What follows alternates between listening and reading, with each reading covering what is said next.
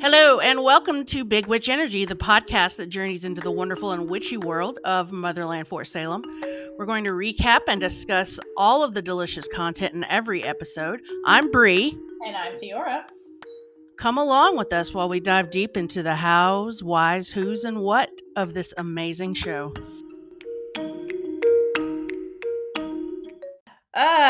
Yeah, so here we are. We made it to the season 1 finale. Can you believe it? Finale. Yay, season 1.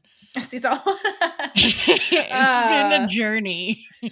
It really has been a journey. And this episode is so unsatisfying at the end because there's so many cliffhangers. You're just left with that feeling of emptiness. Yes. And I hate it. It's so true. So it's not even like, oh yay, a satisfying season finale, because you're just left with more questions than when you started the show. I don't even. Oh man. Jeez. But luckily, we have season 2, so we don't have to wait. Yeah. But god damn it. I remember watching this and being like, what? Yeah, me too. What? I'm like, what is going on? What is going on? Without context, that last scene was so frustrating. Dude. Yeah. Mm-hmm. Yep. Oh yes. It sure is. And leave it to Elliot to write this episode. Yeah, no, this episode 10, Witchbomb, is the OG crew. It's written by Elliot and directed by Steven, so the pilot peeps are back. Yeah. So, are we really surprised? No, we're not. We're not. That's your first clue that this is going to be wild. Not much surprises us about this show anymore. No, to be quite honest with you. But, of course it starts off, it kind of does start off like the pilot, where it's like a spree message at a rando place. So we're bookended starts by the spree. Yeah. Well played, spree. Yeah. So this opening scene is in Lynn, Massachusetts. So we're kind of nearby Fort Salem, I guess. And it's nighttime. And there's a bunch of women playing soccer, which I appreciate watching. So Me too. Thanks, Elliot. Thanks, Elliot. Yeah, it's almost he knows his audience. Yeah, I was going to say, it's almost like you know your audience or something. So it's the gayest sport ever for those that don't know. So thank you. And the crowd, of course, is cheering because they're all into it. And while this game is happening, there's there's one player being creepy as fuck on the sidelines. What is she doing? I don't know. She's just Why did no one notice? Because somebody scored a goal at that time and everybody's celebrating the goal. So nobody's looking at creepy girl with a faraway look staring at God knows where. She was always a spree agent, so you know she was always standing over there creepily. It's true. It's true. Because they're bad spies. Like, she's the one on the, that's new to the team that everyone thinks is super weird. Yeah, and they're like, do you even know how to play soccer? We've never seen you touch the ball. Exactly. So yeah, that's this girl. No one questions her at all. But then it gets weirder because, obviously the Spree Bumblebee song starts playing and this creepy girl just decides to run. Did they sub her in? She just I'm going to go on the field. Yeah, she just ran on the field. Yeah, no one questions this. She literally runs to the center and grabs the ball, whispers to it, and then kicks it up in the air, which, if you don't play soccer, that's not how you play soccer. No, it's not at all. No, what is this? And of course it pops, but then, unlike all the other spree scenes that we've seen, when the balloon pops, nobody dies, it just goes dead quiet. And then creepy girl walks off the field and says to a living crowd of people, "We are the spree." So something different's happening here. And after she gives that line, the crowd starts chanting in unison, "Our ancient enemy has returned," over and over and over again. And that's the opening scene. And so where have we heard ancient enemy before? Maybe the pilot, when Sarah Alder was giving her rah-rah speech to the cadets about ancient enemies. So here we are, guys. They back. Yeah, remember when Sarah Alder was also denying the fact that they could still exist? Yep. Guess what? Our ancient enemy has returned. The spree even knows, so it must be so obvious. And she's just Blinder Alder. Yeah. Blinder Alder over here. Blinder Alder. I like that. And Blinder Alder. basically Elliot kind of says that in After the Storm about Alder, that she's just so, because Alder, I guess, thought that she like got rid of them, wiped them off the face of the earth kind of thing. And so she was so convinced that that was successful that she just missed all of the signs. But the spree noticed, the worst spies ever. So it's pretty bad when the spree is dry snitching, It's just, that's bad. It's bad when they have to take over an entire women's soccer game to get their message across. I know. We didn't get to see the end of that game, so whatever. Yeah, we don't know who wins. We don't know who wins. To be fair, we don't even know who the teams are. And to be fair, I don't care. I would just like more women's soccer, please. True that. But the ancient enemy ruined the game.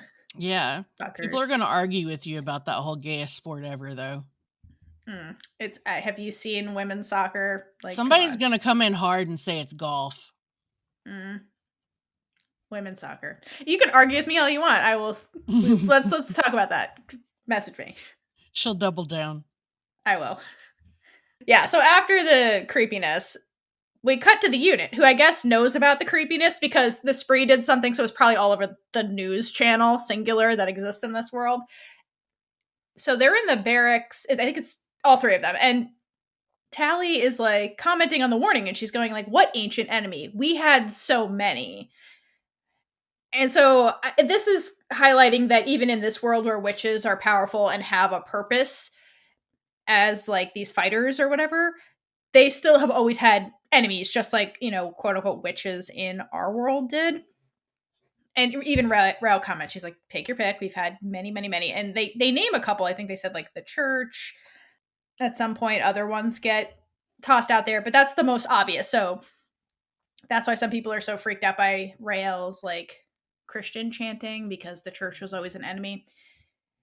And so they kind of keep talking about this, and then eventually they change the subject about what today is, because they're all kind of getting like dressed in the background, and today's their graduation day.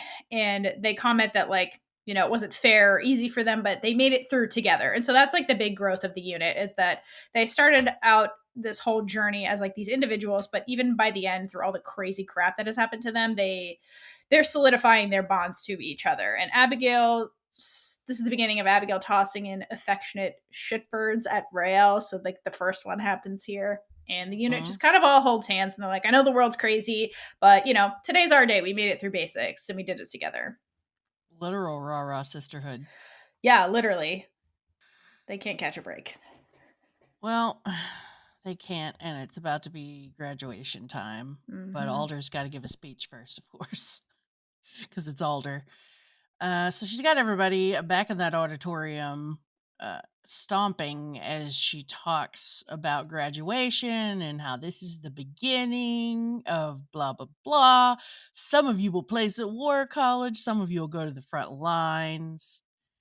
And she tells them that when they go outside, the 9th bell will reveal their fates. Like, this is interesting.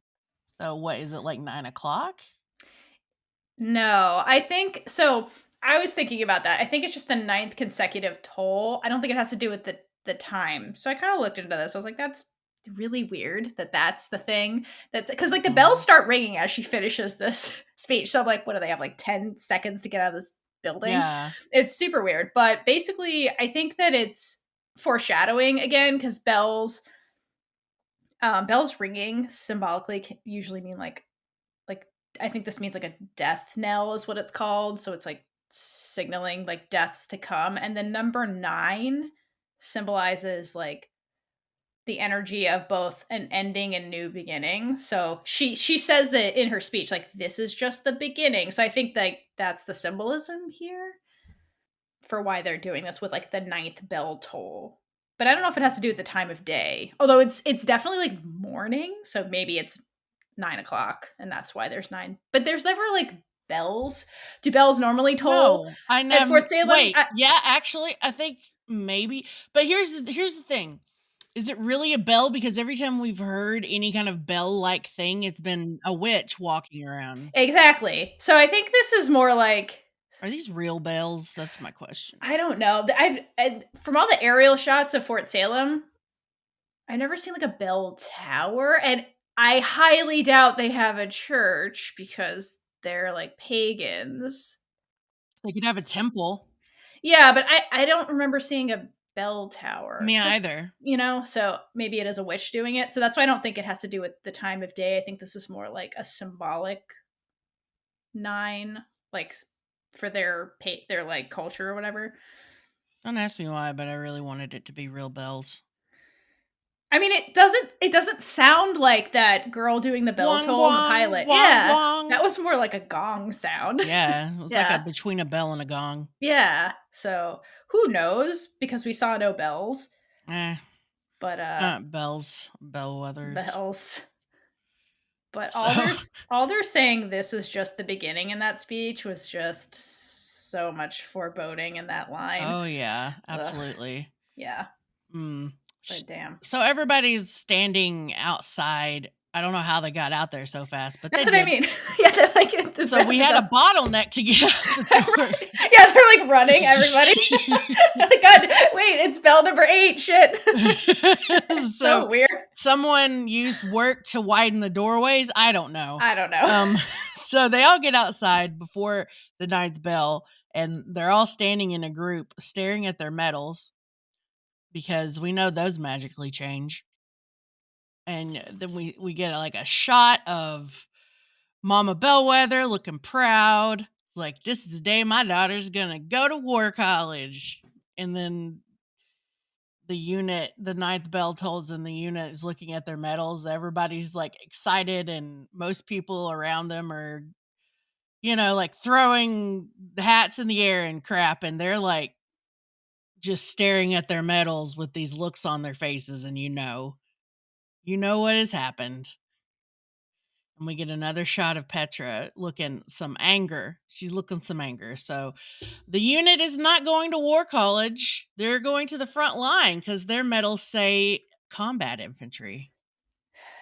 And I just want to note, Raylla is wearing she's wearing her battle charm. So like 0 for 2 with this battle charm. Yeah. Did not protect her. Oh my God. But like also my question is, literally everybody else in this group is celebrating. Are they the only ones not going to war college? If you look at the back, there are people in the back who are not celebrating. Okay. Because I was going to say how, because the whole point was to get more soldiers out there quickly. You know what I mean? Yeah. I think it was the people that are directly around them were celebrating because they wanted that to be the shot. Right, because of drama. Yeah, because of drama, and also probably because they were the people that are more higher up in the hierarchy or whatever. True. So I think that's what that was about. And now we're gonna see them try not to be war meat. I know, but how devastating. It's kind of like, not to pull this reference, but it's kind of like a match day with like, God, yeah. So for people going through medical training and like of any sort, there's always a day where you find out whether or not you're going to be a resident. And I went through this too for pharmacy school, and it's like everybody finds out on the same day. So it's like the people that are going like to move on with their career find out, and then the people who don't make it all find out the same day. So it's this really awkward like day for everybody. So that's kind of what this is. It's like, yay, we're, Glory's like, yay, we're moving on, and then your best friend is not, and it's like very awkward. So I love that they had that interaction with Glory and Tally where she's like, oh, because like you don't know how to communicate.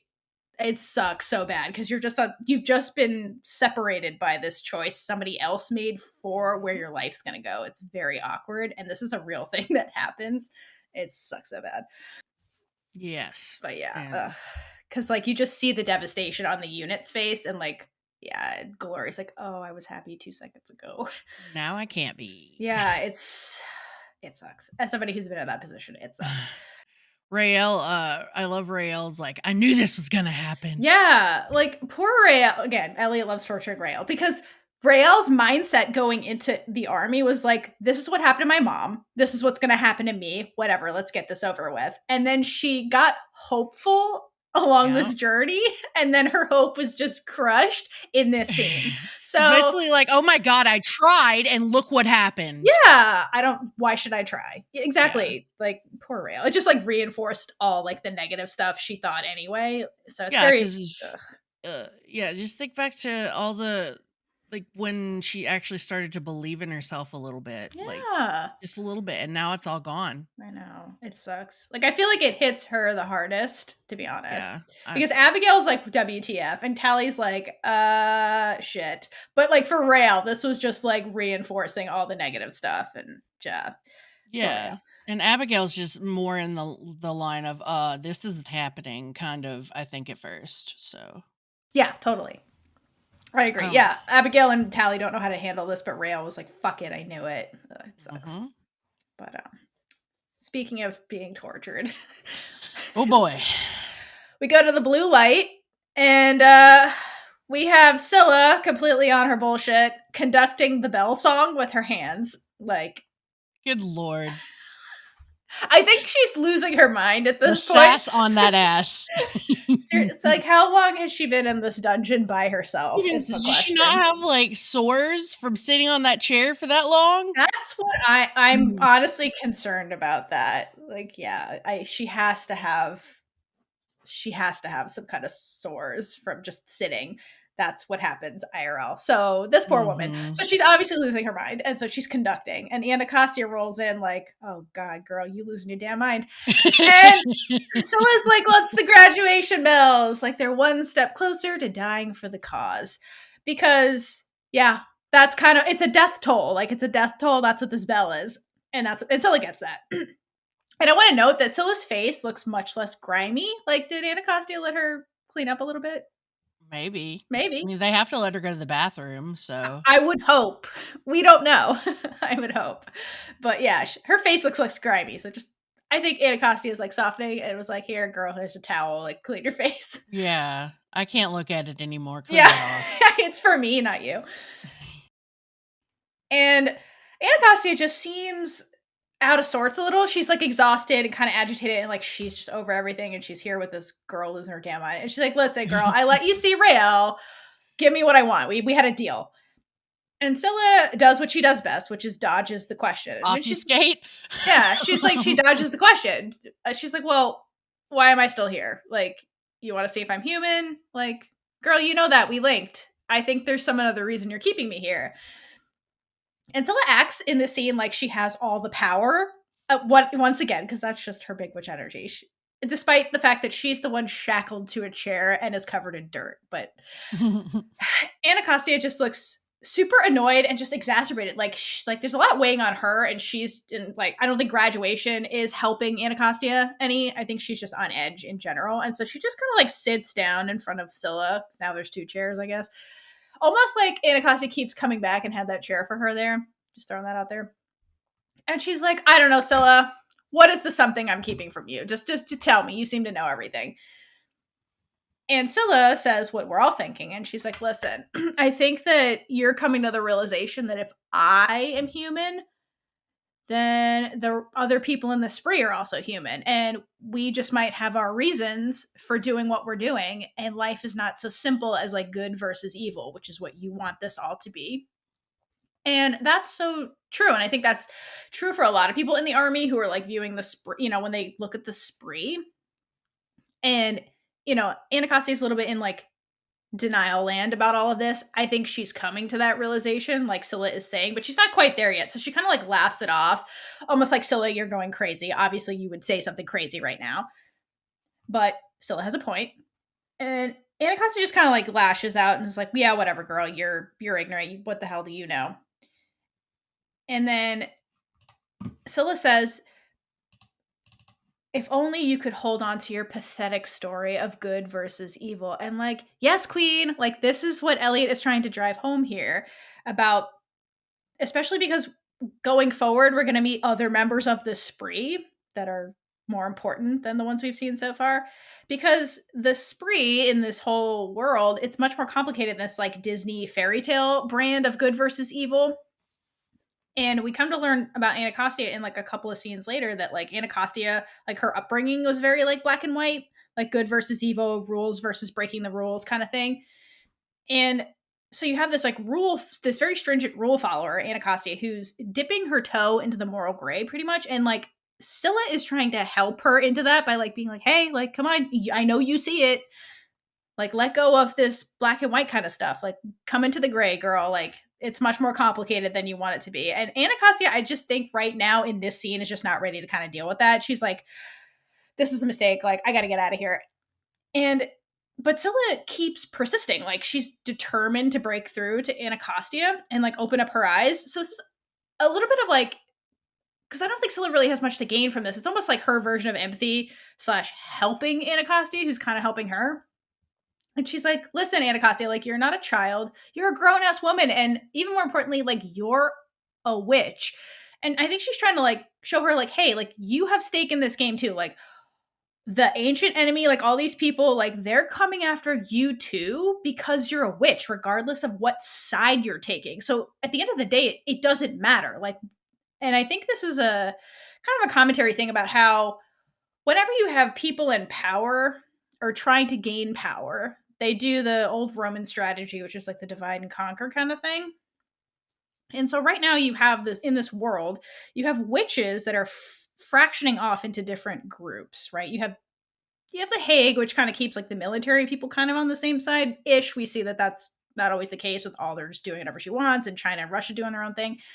But beyond that, you have the Dodgers who are trying to just stay out of this, and then you have the Spree who's like, fuck all of this, let's burn it to the ground. So you have the witches aren't united as a group of witches, but then you have other people in the world, like quote unquote ancient enemies, who just see them all as witches and they're all evil regardless of their motivation and what they're doing. And I think that's what Scylla is trying to like hit home. It's like you're a witch, people are just viewing you as a witch regardless of what you do. Like, it's an us versus them thing. And that's what Scylla said to Alder when they first met. Like, there's only one battle at the end of the day, us versus them. And I think she's trying to get Anacostia to kind of see that bigger picture, but Anacostia's just not in the mindset to accept it. So she's like, you're the one that's lost, Scylla, not me. Like, just stop it. But Scylla stays very calm here. Like, and I think she gets that it kind of takes time for some people to come to this realization because, Scylla was brought up in the environment of like the us versus them, witches versus non-witches as a Dodger and kind of always hiding. So she's like, keep fighting it. At the end of the day, the truth always wins, which I get what she's trying to say, but this is also like a very naive statement when she's trying to be like super wise to Anacostia because it's not necessarily the truth that wins. It's like the victor's version of the truth is what ends up prevailing. But Anacostia is very ripe for this line, and this triggers her because deep down, Anacostia knows Scylla has a point, but she just can't accept it yet. And so she just gets in Scylla's face and starts to scream like, you know nothing, but like gets a grip halfway through the word nothing and like stops herself.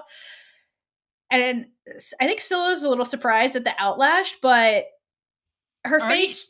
Really? I think that she was like savoring it. No, I think she's like surprised she like triggered her that quickly, but like then she savors it because she's like, her tactic worked, and she's like, Anacostia's like, you know nothing about me, whatever.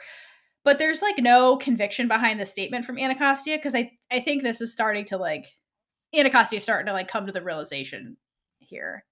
And then she tries to like mic drop and leave, but it's a sad mic drop. And yeah, Scylla's just left all satisfied in her cell. Yeah, she is like a happy little duck sitting there having triggered Anacostia. I think that whole thing was not just, to me, it was not just her trying to get through, but also her enjoying the game a little bit. Yeah, totally. I mean, Scylla she acts like she has all the power in this situation. Yeah, and I think that that's the only thing that's really been getting her through, being locked in this damn cage for however long she's been there. For real. I mean, I would go a little bit insane too, because the only people she's seeing, we think, are Anacostia and like maybe Isadora. Maybe. Definitely Isadora. She's been in there. Yeah. So, Scylla, you left incomplete notes on this, and I need you. Yeah, that kind of stuff. That yeah. Tell me about this mushroom. Yeah, no, for real. But yeah, I think she's definitely enjoying it to a certain degree. Because this is all she has. She's Yeah, it just, is. trapped in this cell. And I think part of it too is that what Scylla's clinging to is I was right. Like that's why her line about like, well, the truth always wins, the truth is on my side kind of thing. It's like the true believer thing where she's like, well, I'm right at the end of the day and you're wrong. So I have the moral high ground in my eyes, which I think that's Girl, part you of what she's also like going through. 19. There's just Yeah, no, totally. She's 19. She's a baby. a well baby. She's a little baby. But Anacostia, I does need to see the moral gray because Anacostia is in it and doesn't know how to deal with it. It's kind of like Tally, where Tally grew up in the matrifocal compound. She grew up very sheltered, and she's also being tossed in the moral gray and trying to figure out how to handle it. So her and Anacostia are kind of both similar in that regard, and in this like journey, they're both kind of going down. I don't think that Anacostia, having grown up how she does, has the innocence that Tally does, but she does have the inexperience with the more gray side of things. Right. So Exactly. Because it's like I know how to follow the rules. This is against the rules. Like going to see Scylla is against the rules, but she's still doing it because I feel like she has this gut feeling that like this is right, even though the rules tell me it's wrong. And I think that's what I mean. Like she's fighting against like right versus wrong in the sense of rules versus rule breaking kind of thing. Right. Yeah. But she's conscious she's doing it, which I think is different than Tally. Oh, absolutely. Tally's just like, what the fuck is happening? She's lost in the sauce, and Anacostia is very deliberately thinking through these things. And also, she just saw her mentor break the rules in a huge way. Exactly. So. Yeah. Exactly. So like Anacostia is consciously dipping her toe into the moral gray versus like Tally, who was like shoved into much more self-aware than Tally is. That's it. Exactly. She's self-aware of what's happening, but she's not self-aware enough at this particular point to be like, yes, that's what I'm doing, and admit it to Scylla. Even though Scylla's like, girl, I see you. Yeah. So I see you, girl. I see you, girl. It's okay. You in denial right now, but you gonna get there. Yeah, she's like, you got your own chair in my cell. Obviously something's going on here. Well, she hopes that Anacostia will get... I mean, I think at this point, Scylla really does think, all right, this is all I got. I guess I'm going to prison and to rot and die.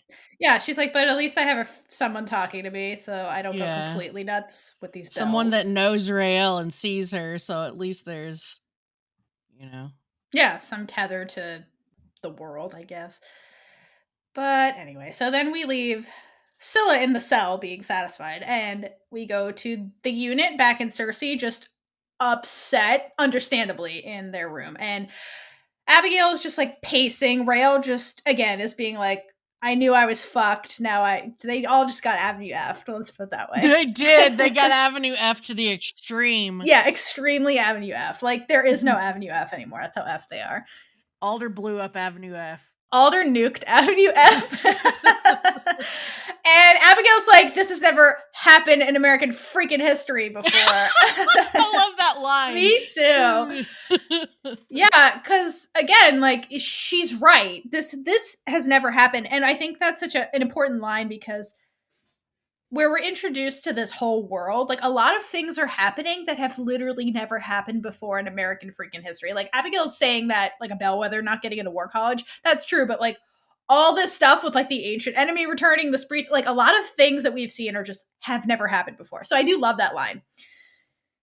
And I think it's significant because again, Abigail's been playing the bellwether playbook from the past, but it's like you can't rely on the past right now because so many things are different. Yeah, things are up in the air. Exactly. You have to kind of like forge your own path versus being like, well, this is what Jem did or this is what Petra did. So you got to throw that playbook out the window because all this change is happening so fast that the playbook is almost useless.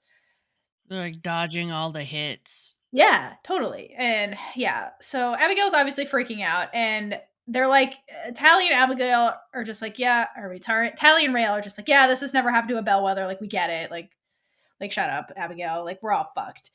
Because poor Raylla, it just like, I hate it so much because like all her hope has just been shattered. This poor girl, because, hope is a thing with feathers. It's very fragile. And poor Raylla just had it crushed. And Abigail finally gets out of her own emotions and like gets the collective brain cell and is like, what if Alder did this? Because again, this is weird. This has never happened before. So somebody powerful had to do this to us. What if it was Alder? And they kind of talk about it, well, they're like, well, we told Petra. So, and Alder puppeted the president. So maybe she got Wade's memories and saw that we did this. So I guess like puppeting kind of works like linking where they get memories. Maybe? Imagine you have to link to puppet. Yeah, but I just found that interesting that they still get the memory component too. So maybe that's what's happening, but I'm pretty sure Alder knows about the coup at this point. Oh yeah, like she knows what went down. I don't know if this was a She's puppeting. not stupid. She hasn't been in power for 327 years. Because... Right. Yeah, anyway. I mean, it was really simple. There were a finite amount of people who knew about what went on. Yeah, totally. And those were the people who are linked to Petra, who's linked to the coup. So right, I'm with you. I think that's the more logical way Alder figured this out versus like getting memories from Wade. Yeah, I think logic dictates that it was just logic that led her to who did it. Right, exactly. But I thought that was an interesting tidbit because we don't really learn a lot about the puppeting other than it's illegal. So interesting that memories gets exchanged potentially. Anyway, they're lamenting about the fact that they're war meat, and then some underling comes to the door and is like, Alder wants to talk to all of you right now. Joy. I know. Anytime any of these underlings come to the door, it's never good.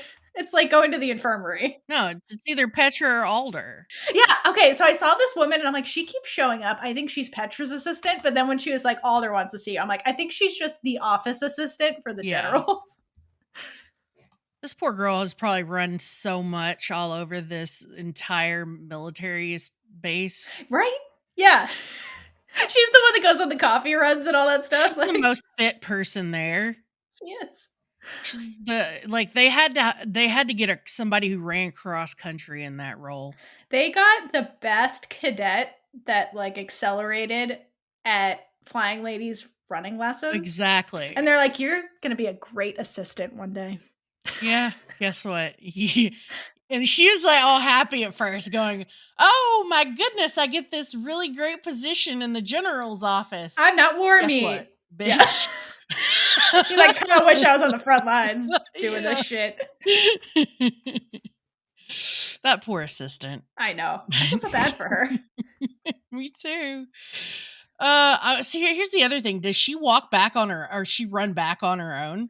I guess they go. Right. I don't think she escorts them. I think she's like, I gotta run back and go get the teapot from Isadora, and then before she's you get there, she's running off to another errand.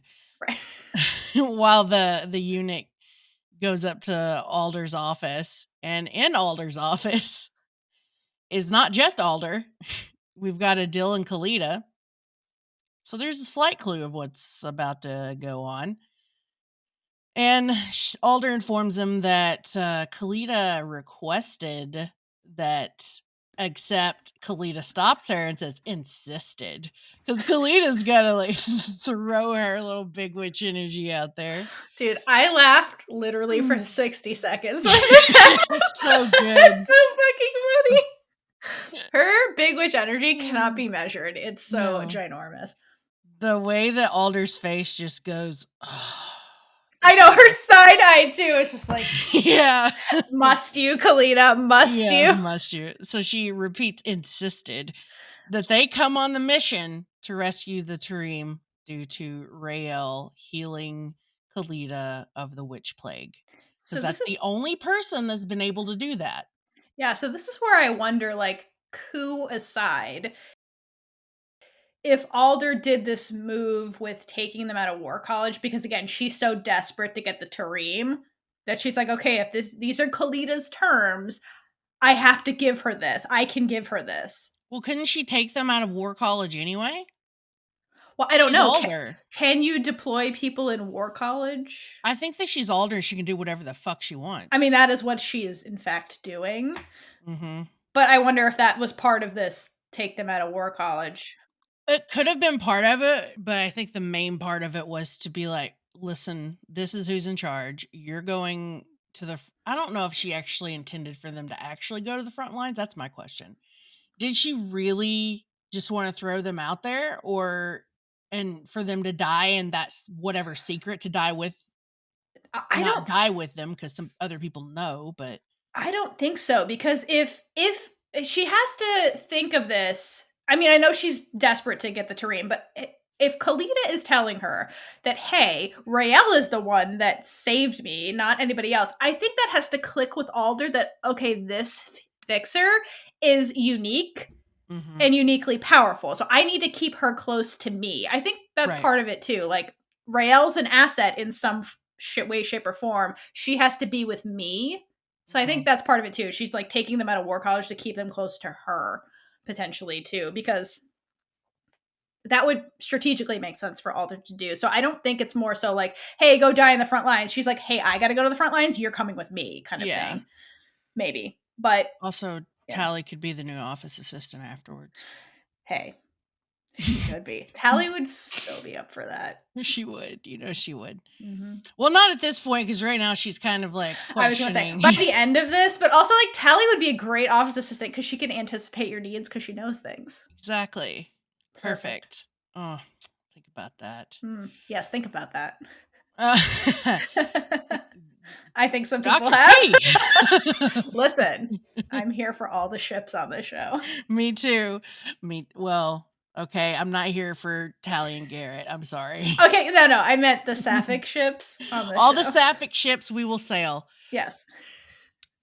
But anyway, sorry. Anyway, so Kalita says that she's coming too, but Adil argues with her. She's the last of a powerful line, which all of them are, but hey, whatevs. But she's different. Yeah, but obviously. Also, I thought that was interesting too, because like we're even at the end. I mean, it's obvious we're at the end of the terrain, but even somebody like Kalita, who's just so unique in this world, is like, it's the last. She's the last one too. So it's like quote unquote the end, is it not? Like, yep, yeah. It's the end. It's the end. Yeah. He talks her down in mother tongue and basically says, "Don't let Alder be right about you," right in front of Alder. So they're just giving Alder so much shade. They are. And I love that they're like, okay, they switched the mother tongue, but like Alder knows what the fuck they're saying. Yeah. So it's like it doesn't shield Alder at all from all the shade. I love it. Not at all. No. Alder's so just sitting there like, this girl. I know, and she can't say anything because she needs them. She's like, son of a bitch. I have to put up with this for how much longer? I know, Alder's seething in this scene. It's a hilarious scene. If you don't remember it, go back and watch it. It's so good. Yeah, it's so good. But like, watch any scene where Alder and Kalita are in it together. Oh my God, really, it's so good. This one in particular is really fucking funny because really even Adil is giving her shade. Yeah.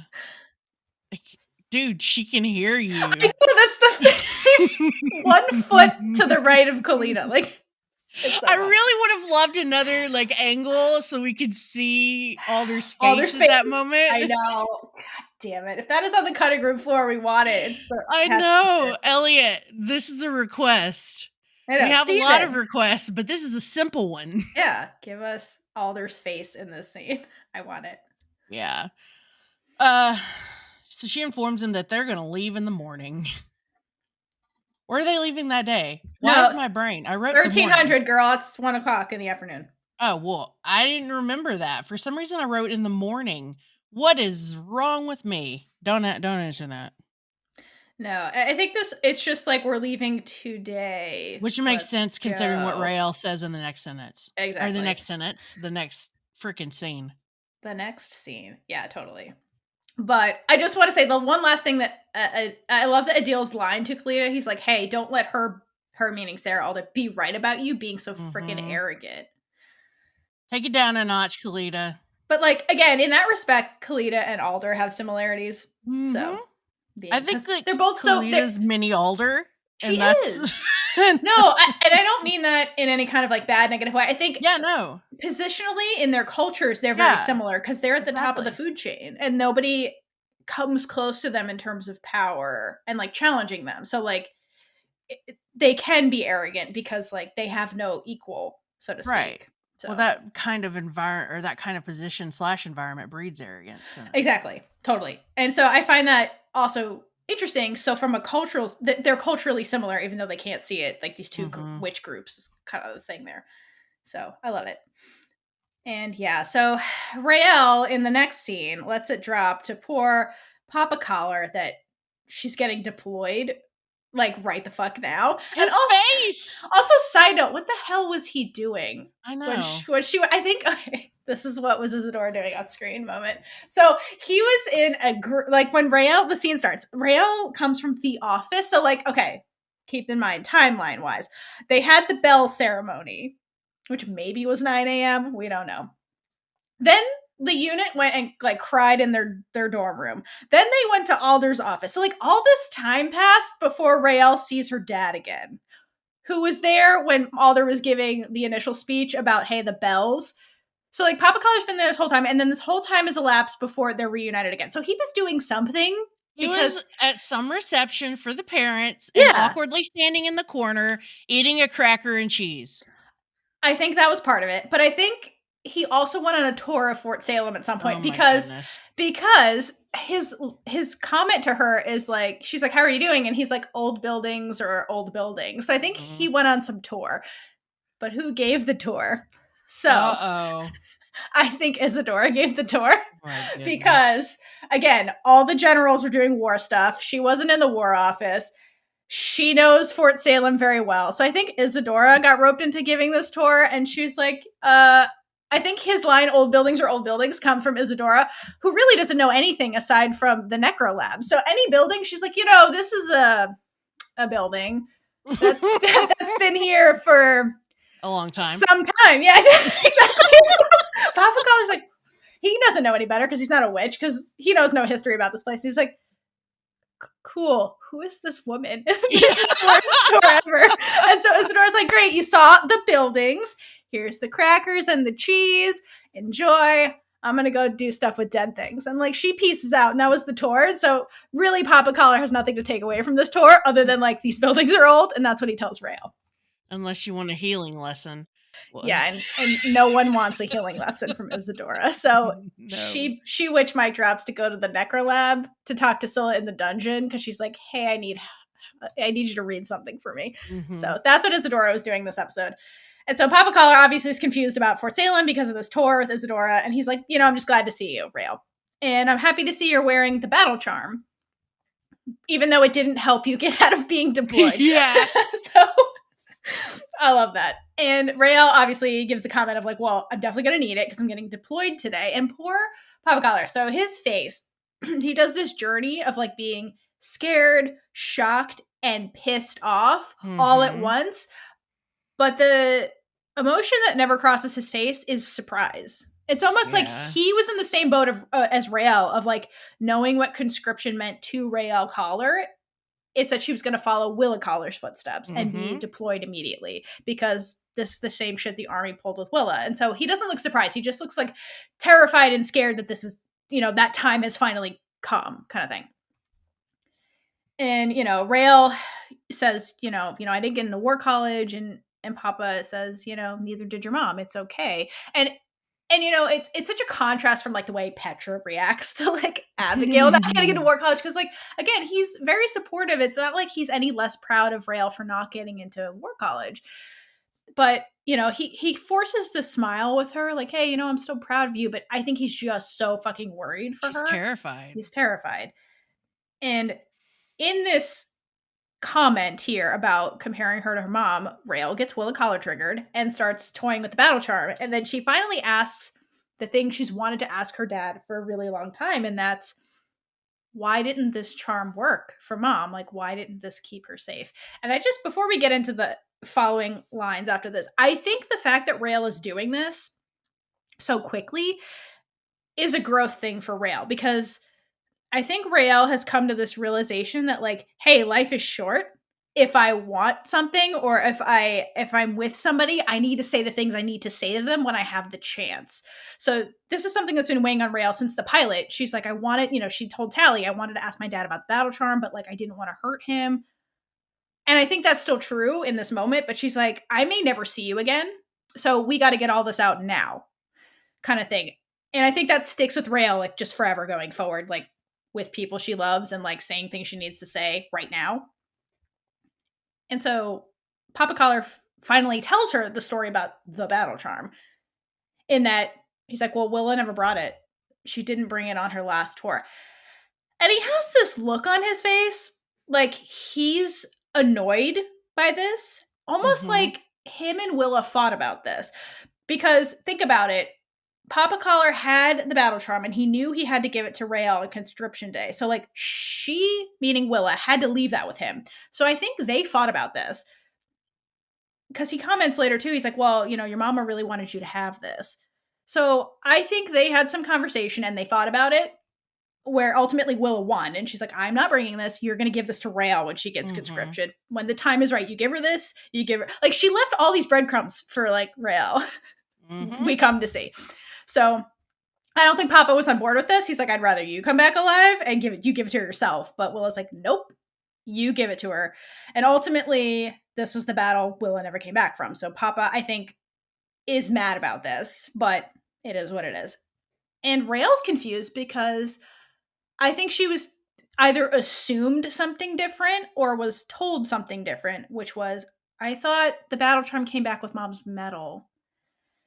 And I don't know where she got that from. So I don't know if, like, her and her dad never really talked in detail about Willa's death, or she was just led to believe this. I don't know. Kind of seems like they never talked about it. It kind of seems like they never talk about a lot, because that's just, I mean, it's awkward for one thing. And it, you know, Raylla is not all about, at the time before this, is not all about, let's talk about all our feelings. Yeah, no, it's true. And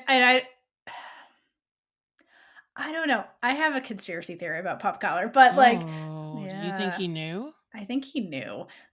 Because later, mini spoiler, in season 2, he says collars are really good about talking about what's on their mind. So I feel like Raylla might be the one that didn't want to talk about it, but, like, he did. But it's almost like he knew too much. Like Willa had to tell him a lot of things before she left. So I don't know. I don't know how much he knew and didn't know, because, like, it's almost like she was like, she, like, gave him a will and is like, listen, you're gonna have to do all these weird things soon. And not that I won't be. I feel like he had to know, like, she was not coming back. So you think that he knew something, but that he didn't know what she was doing and where she was going or any of that stuff? I think so. I think so. And I think part of his reaction to Raylla actually getting deployed was like, well, fuck, you weren't supposed to get deployed. Yeah. Because that mama was supposed to save your ass. So, I don't know. The more I watch him in this scene, I was like, I think you knew more than we're led to believe that he knew, kind of thing. I don't think he's so, like, innocent to all this. Yeah. I think he's upset that things did not go according to plan, and Raylla is actually getting roped into all this army stuff. But he's being the supportive one for his daughter, kind of thing. Another question for Elliot. Maybe we will see that in season 3. Maybe we'll find out in season 3. Yeah, but I think he knows more than people think he knows. Because he's been in this witch world for a long time. So, I think he knows stuff. But anyway, so they're talking about this, and, you know, Papa's like, you know, Mama gave me the battle charm. She knew. It's almost like she knew she wasn't coming back. Because, yeah, she fucking knew. And call back to the letter that Raylla got in the pilot when she was in the infirmary, the suspicious one that came to her immediately, where it was all about Willa's last mission. And she said in the letter she felt doomed and all this stuff. So now Raylla's getting confirmation that Mom knew, even before she was deployed, that she wasn't coming back. And she gave me the battle charm. And then, very conveniently, Papa's like, well, there's something else she wanted you to have right now at this time. So again, I think Willa left him a bunch of instructions. And he pulls out this letter. He's like, your mama wanted you to have this when you graduated. And Raylla is so triggered at this point. She's just, like, holding back tears when she takes it. And then they hug and say they love each other a bunch of times. Because again, this could be the last time Raylla sees her dad, and she's not holding anything back with him. And she says probably something she's not supposed to say, which is like, I'll let you know when I get back from China. Like, girl, I don't think you're supposed to say that. You're not supposed to tell them where you're being deployed to. Okay, I'm not crazy. Super top secret mission with Alder. She's like, yeah, when I get back from my super top secret mission in China. In China. Right, like, wow. And Papa's like, listen, I don't care where the fuck you're going, but just wear the charm back. and come back. Yeah. And then Raylla does the cheek cup with her dad, which is just this thing she does with people she loves where she touches their faces. And when she leaves, like, she just like touches his face and then leaves, like being all stoic. And then Papa Collar, when she turns around, loses his shit. Like that, and this is where like I started the conspiracy theory in my brain, because I was like, he looks like, I can't believe this is happening. Like, this wasn't supposed to happen, kind of thing. Like the way he panics. Like it's heartbreaking, regardless of what he does. No, my conspiracy theory aside, like he looks very heartbroken that like, wow, it finally came to this with Raylla. Like, holy crap, what if she doesn't come back? Like, it's very, yeah, it's either your theory or the way that she was communicating with him made him think that she might get into war college. Yeah, no, I think the hope transferred into their conversations, like you said. Like, hey, we're doing really well. Our unit's doing great. We're the only ones that got the wind strike down. Mm-hmm. I think that maybe he got some hope too, that, oh, maybe you won't go the fate of your mother. And like, history is repeating itself in Papa Collar's eyes with like the two collar women he loves. And it's like, ugh, again, it's very sad. Poor Papa Collar. I know. Love Papa Collar. Favorite man in the series. Yeah, he's my favorite man in the series. He gets rights. Yes, he does. From one parent-daughter conversation to the next. A very different one. Very different conversation. Abigail's pissed. She's like, look, we did this stuff where we were involved in this coup, and you were involved in this coup. You did your thing, we did our thing, and now I'm gonna go to the front lines, Ma. We got Avenue F'd, Mom. What the hell? Avenue F'd, and you were supposed to, like, this isn't supposed to happen. No, aren't coups supposed to be good? What the? But Petra's like cool. She's sitting on some news, so she tells Abigail that she has pulled some strings because Petra has a lot of allies, obviously. And she's gotten Abigail into war college. And she's already moving her stuff out of the Cersei barracks. But it's just Abigail. Wait, it's that assistant. That's what the assistant's doing. Oh my god! Now we know. Yeah, she's removing Abigail. She's getting boxes to get Abigail's shit out of the room. Jesus. Yeah. Yeah. She took the intern too. But Abigail points out that Tally and Raylla are the last of their lines too. And Petra is like, well, some matrilines are more important. You're showing your classism and arrogance, ma'am. But I must say, when she gets her out of war college, her power is really sexy. That's all I'm saying. Good on you, Petra. I can't, no. But like, isn't it? It's true though. It's like those people in power that can pull the strings will pull the strings when it comes to like the things they care about. Oh, absolutely. You know what I mean? So she just annoys me rather than makes me think she's sexy. Can it be both? It's, I'm just saying. Team Petra is attractive. I am not going to simp Petra. It's okay. I respect Petra, but I'm not going to simp her. More Petra for me. It's fine. Yeah, exactly. More Petra for you. No shade to Petra. No. Very much enjoy her. Just she's frustrating me right now with her arrogance. Raylla and Tally don't matter to Petra. It's just Abigail, which, I mean, duh. But also at the same time, saying that out loud to Abigail, who loves her unit mates. That's not going to sit well. But she doesn't give a crap. I don't think Petra knows, too. Because remember, this whole unity thing is new. She doesn't. So I don't think she understands. I'm like, she doesn't understand that, but I'm saying that it's going to trigger Abigail. Oh, totally. No, 100%. Yeah, I don't think she realizes she's triggering Abigail at all. No, not at all. No. Like, I don't think that I don't think Abigail shares a lot of information with her, so Petra doesn't have any information to use as ammunition. Absolutely. Because she knows that Petra will. Yeah. to get what she needs to get done. Also, her mom's already helicoptering, so why give her any more information? Right. But yeah, you could tell that Abigail is not happy about this, and Petra doesn't give a shit. She's like, "Nope, I got you in war college, and that's how it's gonna be."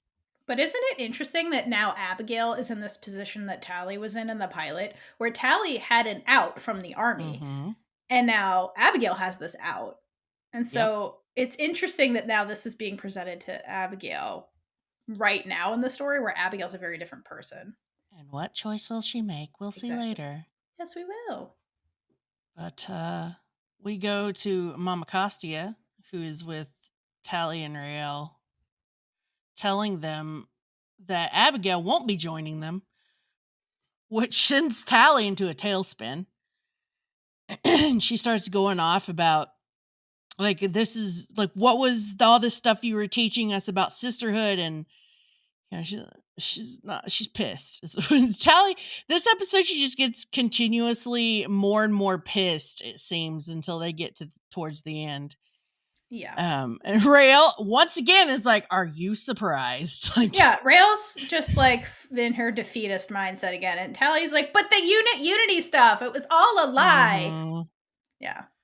Yeah, you can tell Anacostia is not happy about this either. No, not at all. But I think the line with Tally, I think this breakdown of Tally's where she's like again having like the good versus evil stuff, the rules and being good kind of being shattered. I think it's important for Anacostia to see this because that was the conversation with Scylla, right?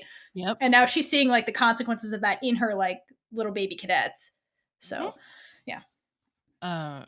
Anacostia, she says, like, put this to bed, like, get your head in the mission, because they're gonna need to be smart and make me proud. Which an emotionally all over the place Tally can't handle and runs to hug Anacostia, which is so awkward and freaking hilarious because Anacostia is just standing there with her arms still crossed going, Yep. what is happening? Yep. What is this NorCal shit? This is some lovey-dovey, hippy-dippy NorCal shit. It is. Tally says, thank you for taking care of us. Which I feel like Mama Cassia is affected. She just will not show it. Mm-hmm. Oh, yeah. No, for sure.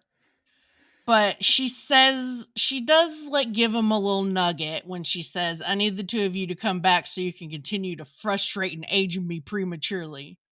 I love that line so much. That's her saying, Anacostia. I love you guys. Exactly. Yeah. That's like, I love you too, Tally and Rael, and you better come back or I'll kick your ass. Yeah, basically. I'll kill you myself. Yeah, exactly. Yeah, it's very cute.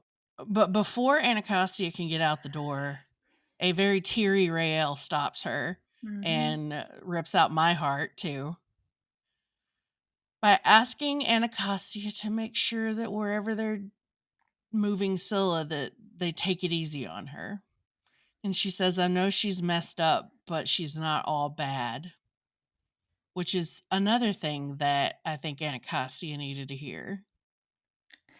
And this is again Rael, like carpe diem Rael. This is what she did with her dad. She's like, this could be her last conversation with Anacostia.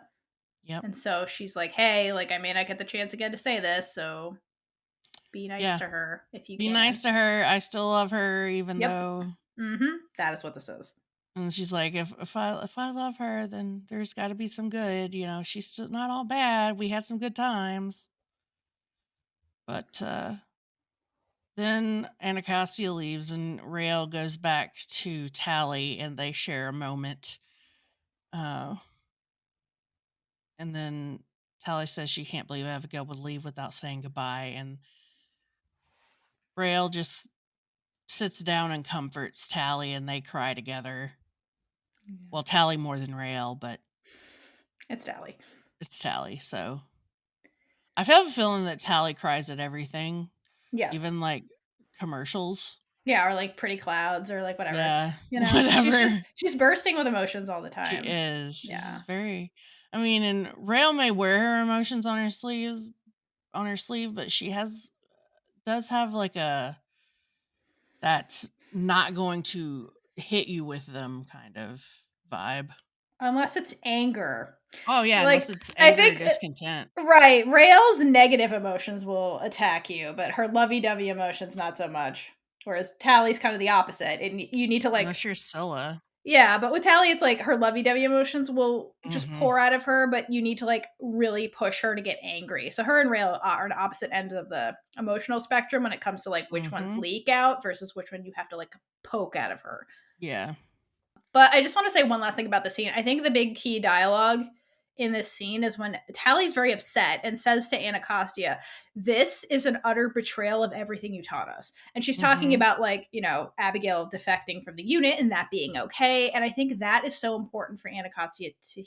hear because that's what Anacostia is in denial about when it comes to like what Alder did. Like Alder puppeting the president. She's like, this is an utter betrayal of all the rules I've been following my whole life. So I think that is so important, that piece of dialogue for Anacostia.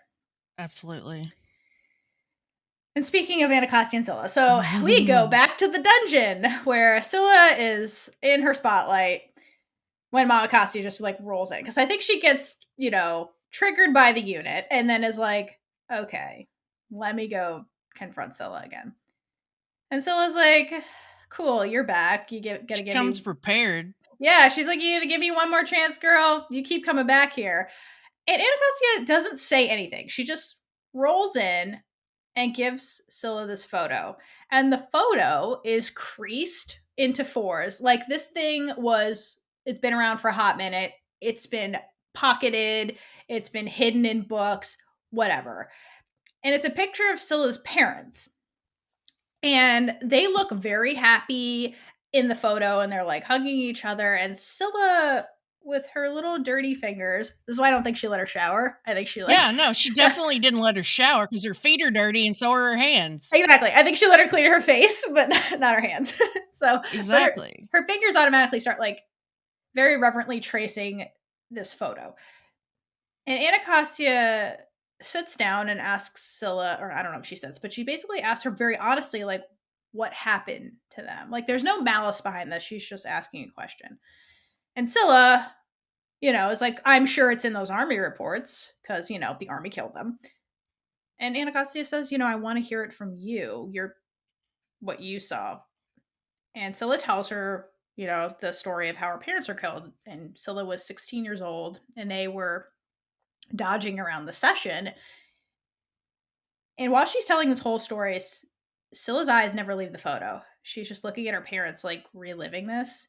And she's like, we were dodging. We were good at this until we weren't. And then the military police showed up to their house that they were staying at and they killed her parents despite her parents surrendering just to prove a point. And I love this line because it sounds a lot like almost a way to rationalize her actions in the spree a little bit.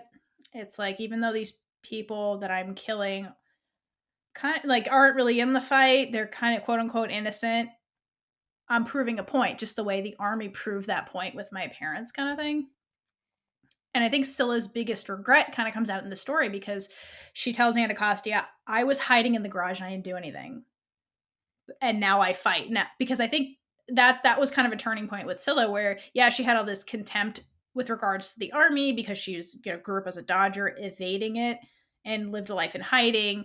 And she was finally at a place in this story where she's like, we were finally going to settle down. I was going to start school. Like, we had new names. Like, things were looking hopeful. And then the fucking military police showed up and just ripped everything from me. And in that moment, I was young and didn't know what to do. And I did nothing. And I think she kind of regrets that.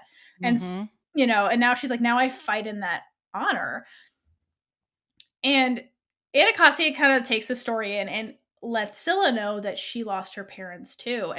And Scylla, the way she takes this information, she looks very surprised. Like, she didn't know Anacostia was also an orphan. And Anacostia starts like kind of getting in her feels about this and tells the story of how her parents died.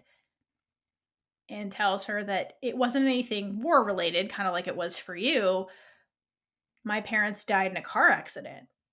And Scylla's like, what? Witches died in a car accident? Why didn't they just like use work and prevent it from happening? They had the power to stop that. And Anacostia tells her that, her parents were as by the book as you can get. And it wasn't an army situation. They were just driving on an icy road. And the rules say you cannot perform work off base unless you're engaged in a military operation.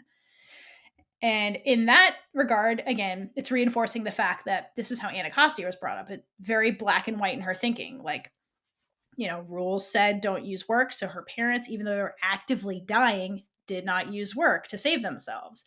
And it really shows this like polarizing upbringing between her and Scylla, where Scylla was taught like off canon work as a dodger and was like, hey, you're a witch, be a witch, use work, like fuck the rules kind of thing.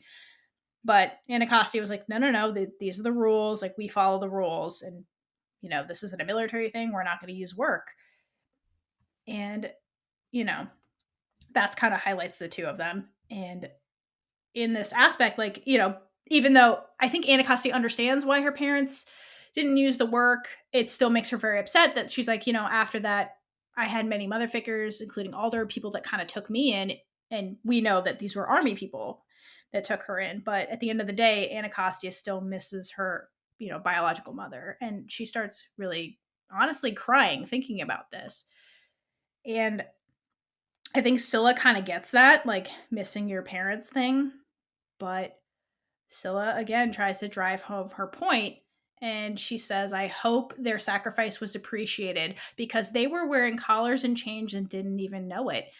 And that's so important because really at the end of the day, those rigid rules are what killed them because they had the power to stop this and they didn't. They were following these rules that were really in place to make witches blend into human society, not coexisting like as witches and humans. They were supposed to blend as humans. And so even in this situation where they had the power to stop this, they didn't because they were following the rules to make them more human, like foregoing their own work and gifts that makes them witches. So that's what Scylla's trying to say here. Like, they were wearing collars and chains, like they just didn't even know it. And Anacostia kind of brushes past this and she's like, hey, like the army was my family after that. Like, they became my family because they took me in, they cared for me. And Scylla says the line, is a family that eats their young really a family? Because, the army's rules are the reason this keeps happening. They keep sending out all your daughters and sisters or whatever to just die for other people. Like, that's how she sees the army. But I think the other key part of this line is that, is a family that eats their young really a family? I think this highlights how Scylla sees the spree too, because the spree taking in Scylla is not seen as a family to Scylla, because we've seen what the spree does. They threaten their own agents. Nobody has come to get her. Like, but they're willing to sacrifice her for the greater good, quote unquote, the way the army is willing to sacrifice their own for the quote unquote greater good. So I think this really highlights the fact that, Anacostia sees the army as her family, but like Scylla really is familyless right now. Mm-hmm. And I think she's smart enough to understand that about the spree. And so I think it's really, it's like heartbreaking too, that like Scylla really is very alone, like in the world. She has no family, really no tether to anybody that's a found family. She just has this group that's a means to an end for her. So it's very sad. So I think that's something that's different between Scylla and Anacostia, whereas, Anacostia found her quote unquote a found family. Like, Scylla really didn't. After she lost her parents, she just was very isolated. And she was just found this group to just use what time she had left to just honor her parents. And that's what she says. She's like, the spree gave me purpose, like a place to take all that pain and do something constructive with it. So instead of being sacrificed or killed to prove a point or this casualty of war, Scylla decided at the age of 16 to use her life to fight to end this system that killed her parents, like this system that made her miserable, that enslaves witches, that forced her into hiding her whole life. And even if this group the spree isn't perfect, it was better than the alternative, which was to sit in a garage and do nothing and just watch all these atrocities happen anyway. And so it kind of comes to the conclusion at the end of this that, like, well, I guess you and me, Anacostia, we're more alike than I thought. And they are, and that is the point of this. And she admits, like, you're being nicer to me than you needed to be, so thank you. And she's being very sincere here. And Anacostia is like, you're welcome. She wipes her tears and she leaves. And I think it's important that when she leaves Scylla with the photo.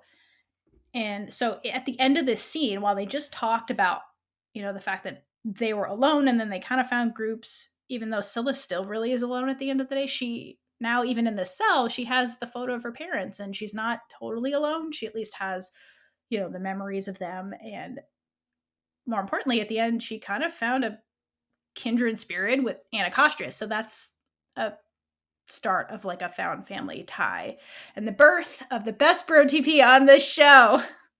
Heck yeah. Yeah. I also want to point out the line that Scylla says at the very beginning of the scene after Anacostia hands her the photo. Just the way she says it, I don't know what, it just like sticks with me every time. Where she goes, "My dead parents, better times." It's like half sass, half sincerity. It's like so sad.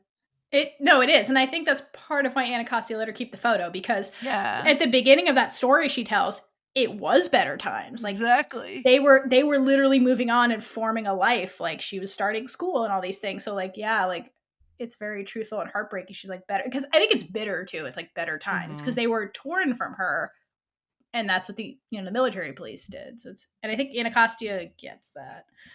No, at the end, it's just like Scylla's accepting her fate once and for all. Like, well, guess I better get my bathing suits ready. Go to the Caribbean. But also, she recognizes that Anacostia is not being completely malicious towards her the way, quote unquote, the whole army as a whole is being. Mm-hmm. Absolutely. So, yeah, it's a very significant moment between the two of them. Yup, a turning point, if you will. If you will, yes, an important one. Oh boy. So, from the fun dungeon, we're gonna go to fun dungeon. The fun dungeon. We're gonna go to getting deployed. Yeah, the opposite of fun. The fun dunge to the plane, or the plane, the cargo plane. So the unit joins Alder on the plane, and wait, before we get on the plane, did you see the plane when they like had like the shot of them walking on it? At the front of the plane, there's an image of Artemis the Hunter on it.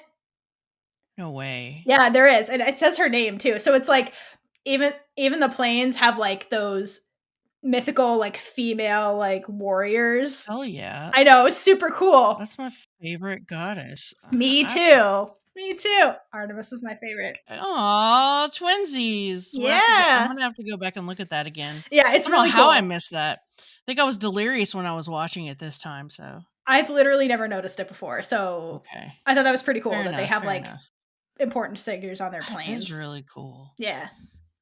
Well, so like when they do get on the plane, Adil asks them immediately about Abigail, like, where is she? Because he doesn't. He's like, where's my girl? Mm-hmm. And he's quickly informed that she's not coming. Except Abigail is coming because she's on the plane in her hood, and she's like, you didn't think I was going to let you two have all the fun, did you? And then Tally and Raylla actually smile for the first time, like this whole episode, really. Yeah, really, truly. And then the unit embraces, and once again we're back to Abigail using shitbird as a what am I trying to say? A term affectionate term. And she says, "What's up, shitbird?" Yep, I love that. Second one. So good. Oh, drink every time she says shitbird, and I mean water. Hydrate. Hydrate for the shitbird the term of Lesbian endearment Jesus. for Lesbian Jesus. Yeah. Well, Wait, I mean, she only really calls Raylla that. it's literally just Raylla. Tally Yeah. doesn't get that nickname. No. She's too pure. But Precisely. just a couple things about that scene. So Alder in her I was uniform. just about to say that. Oh, sorry. No, go. You say it. You say it. Just swoons and gay over that. It's just when they get on the plane, it's just Alder in her battle uniform.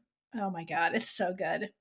I was like, yes. I was like, so many gays around the world are not okay now. The queer ladies are not okay seeing that. No, but also they're yes, swoony woony. We're swooning, and also Bridie's back. She's in the background. I know Bridie. I was so excited to see her.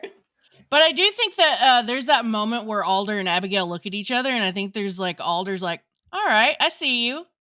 Yeah. And Abigail's like, "I see you too." Yeah. We all see, bitch. We'll get to that later, but yes, they all see. Yeah, for real. So we get a little bit of time forward action, and everyone's trying to get some shut-eye on the plane. And that's when Raylla chooses to open that letter that Papa Collar gave her that's from her mother. I know. It's so sad. I'm crying. Also, can I just say, when this is all happening, the plane is like weirdly quiet. It really is. Yeah, like I figured it'd be louder on that plane. Was that work to make it quiet? I just throw that out there. Hey, it may be work, right? Since they're trying to sleep. Exactly. Just weird. Yeah. I was like, this is really quiet for a military plane. Yeah. Yeah. But anyway.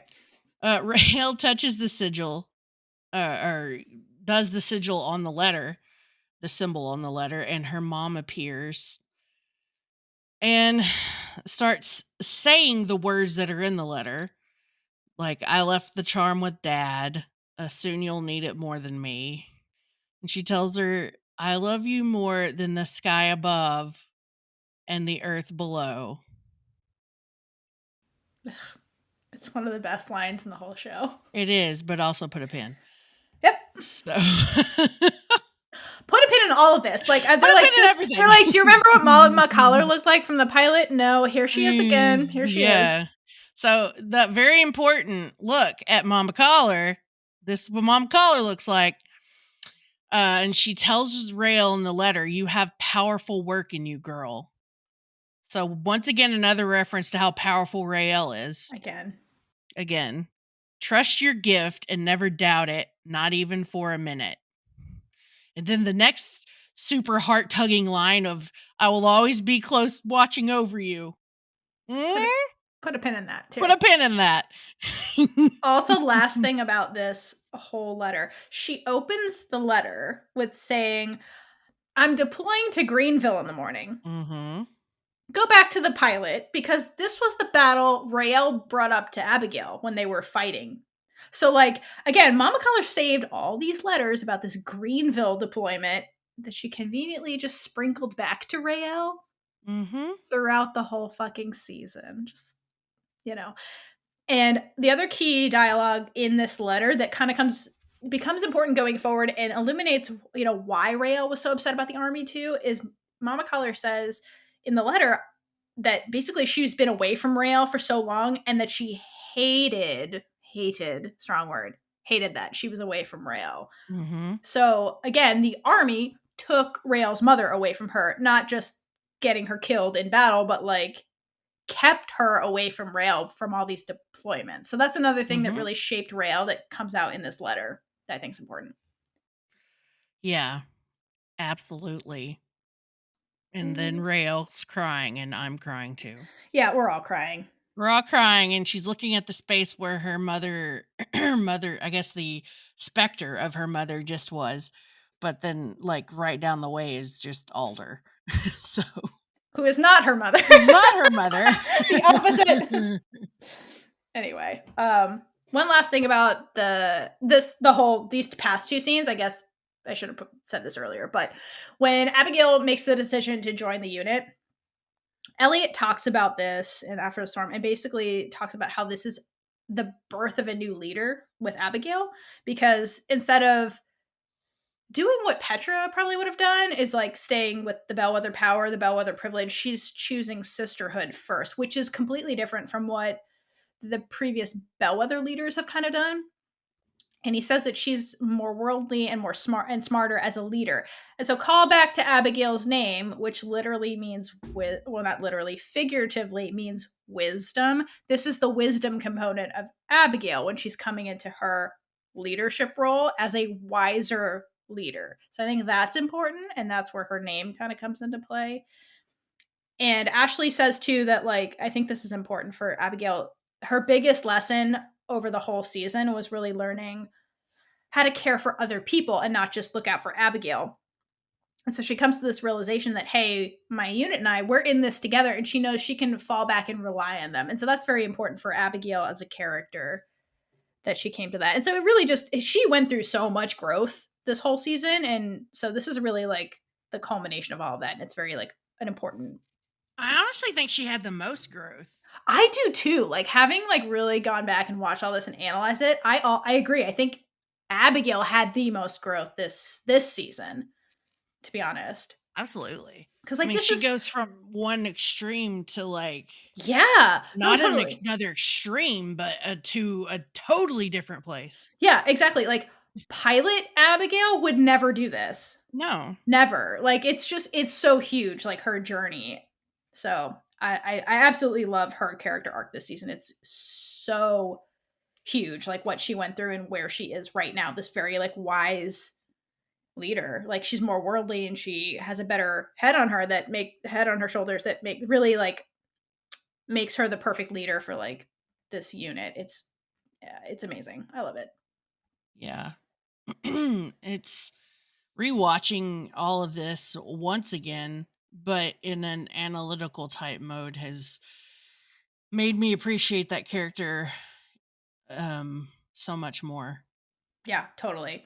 So honestly, I couldn't agree more. Like, Abigail really is a phenomenal character from start to finish this whole season. It's amazing. Yeah, for sure. Yeah. So after all of that, the plane eventually gets to I'm gonna butcher this, the Altai Mountains. I guess. I had to say it last time. It's your turn. Altai. Altai. We're going with that. Basically, they said it earlier. This is the last known location of the Tarim, and so that's why we're here. And it's like nighttime, I guess, or close to the dawn of the new day, or whatever, when the helicopters land. And so they get out of the helicopter, and the troops kind of look around for a hot minute while the plane's still running. And Tally makes the comment that, oh, we're being watched by somebody. And so Abigail nudges her to go tell Alder, and so she does, and she lets Alder know that whoever it is feels hostile. So they already land, and there's like enemies watching them, basically. Is she the only knower? Thank you. Didn't they? Well, maybe Alder's like didn't deploy with another knower because they're aware of how powerful Tally is, and like remember the city drop, like Anacostia was using Tally. So, like, I think Alder's aware of how powerful she is as a knower, so maybe they just didn't bring another one. Maybe. But, yeah, good point. Yes, what are the specialties that went on this mission? I would love to know. Is there a necro? I want to know. Anyways. I don't think they bring a necro, but that is an interesting... I mean, I'd bring one of everyone if we were going on this mission, this last attempt to get the Tarim. I mean, fair enough. But I don't know. It's never explained. And we never found out what Bridie's did we? I was just thinking that. I don't think she's a necro, but yeah, we don't know what Bridie does. Is she a blaster? Because maybe, I don't know. She strikes me as a blaster. Because her story about her unit when her unit mate got killed, what she was doing, like, sounded like she was doing blaster. Yeah, I figure she is. So, but yeah, again, never explained. And they're kind of like, okay, this could be. Alder's like, well, there's like dozens of other people after the Tarim, so yeah, maybe whoever this is hostile. Could be this Bree, could be somebody else. We don't really know. Just like stay vigilant. Let's keep going. And so they march through this forest at night with Bridie leading. So that's why I think she's kind of a blaster. And Alder, the biddies, and everybody is following along. And eventually they make it to this campsite along the water, and it's super beautiful. And Alder and the biddies approach, and she gets rid of a deal. She's like, a deal, get out of here and go do stuff. And so he leaves. And it would be a super romantic moment, but like, Raylla and Abigail are also there. But whatever. And so are the biddies. But it's beautiful. I'm just throwing that out there. I don't think any romantic moments happen with Alder where the biddies aren't around. The biddies have been around. They know romance too. So whatever. Yeah. We'll give them that. And so the biddies are going to feel what the Alder feels. So. Listen, they're going to get so many romantic feelings. Oh my God, that has so many creepy implications. It sure does. God, my mind is ruined forever. You're welcome. I didn't write this. I didn't write this, but that's what's happening.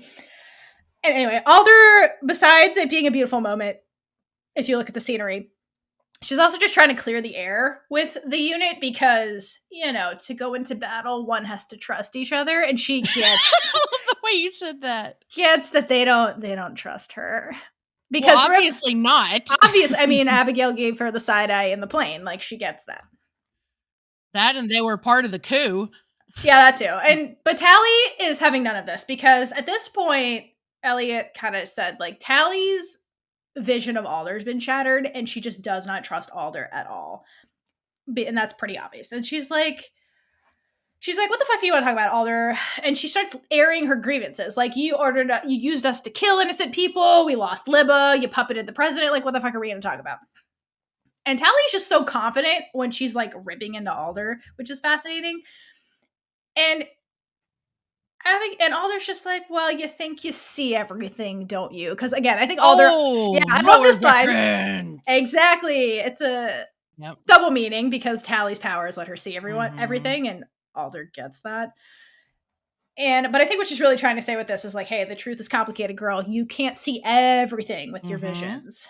And again, part of Tally's issue is that she sees things now, like literally and figuratively, that she cannot unsee. And it's basically Jess said it. It's making her question everything. And she's at this point where she like wishes things weren't the way she quote unquote sees them, but like she can't unsee them, and she's trying to like deal with this for the very first time. She's never been in this position. And even when it comes to Alder, like the big pinnacle of like the army. And basically Raylla's like, you owe us answers. And Alder's like, bitch, I owe you nothing. I am your commanding officer. I don't owe you anything, but like we need to trust each other. So that's why we're doing this. And Alder shares a little anecdote basically about how the first time she ever made one of these really difficult like life or death decisions when it came to like, a place of power and ordering another witch into harm's way, it was like 300 years ago is the first time she ever had to make this decision. Because that's when she became a military leader for the first time. Because again, Alder was just some peasant girl, really. Like, she wasn't being groomed to be in the army. This like all kind of happened out of like survival. And the fact that she was like being hunted and things like that for being a witch. So she's like, listen, the first time I ever had to make one of these like general decisions was 300 years ago. And since then, I've been doing this for 300 years and making these decisions. And she's like, and I don't regret any of my actions, but this kind of decision making has never gotten easier for me. So like it's letting us know that Alder still feels like the weight of these decisions. She's not just like, I don't know, doing these things willy-nilly and just being like, whatever, some witches might die, whatever, that's the way it is. Alder still feels like a responsibility for these witches, and she still feels the weight of these consequences and like genuinely feels like the loss of people like Libba. Like, yeah, I had to make this horrible decision and she died. Don't mistake me in thinking that I easily made that decision. Like that weight sits with me, but I don't regret the action because it's what needed to happen for the greater good, quote unquote. And so and then Abigail makes this comment that I really love. And she says, my mother, Petra, says, if decisions like that ever get easy, walk away. And I love that line because it really just touches on like the humanity component of all these war decisions. And Alder like agrees with that statement. She's like, Petra and I don't see eye to eye. Obviously, she's trying to do a coup, but like we agree here that like if your humanity is ever stripped away and you're in this position of power where you're playing with other people's lives as chess pieces, like you need to walk away because you have to keep your humanity when you're making these decisions.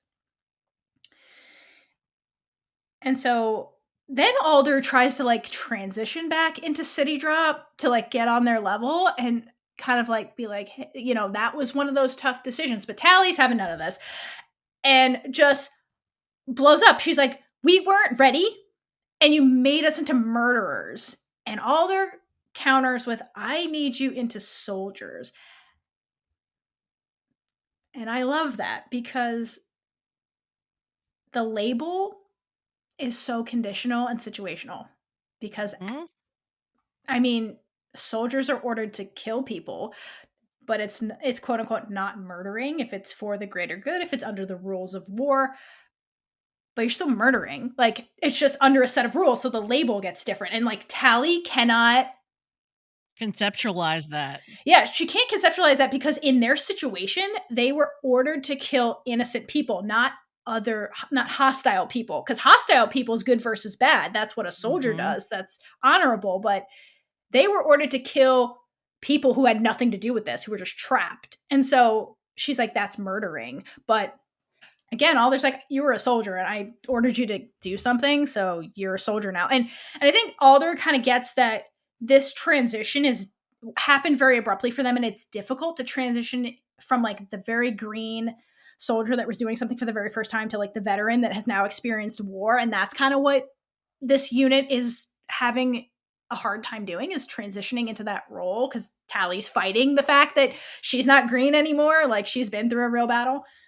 And so Alder tries to put it into perspective and says, hey, like, listen, what you really did that day was save thousands of people by stopping that truck. She's like, hold on to the good that you did.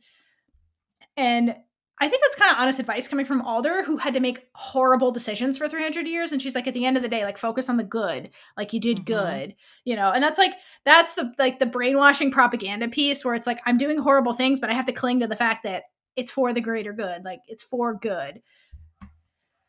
But Tally doesn't fight her in that piece. She's like, okay, sure. But what about the president stuff? Because that was a war crime that Alder did, like straight up war crime. And Tally gives the line that I love. And she says, how are we any different from the spree if we just puppet whoever gets in our way?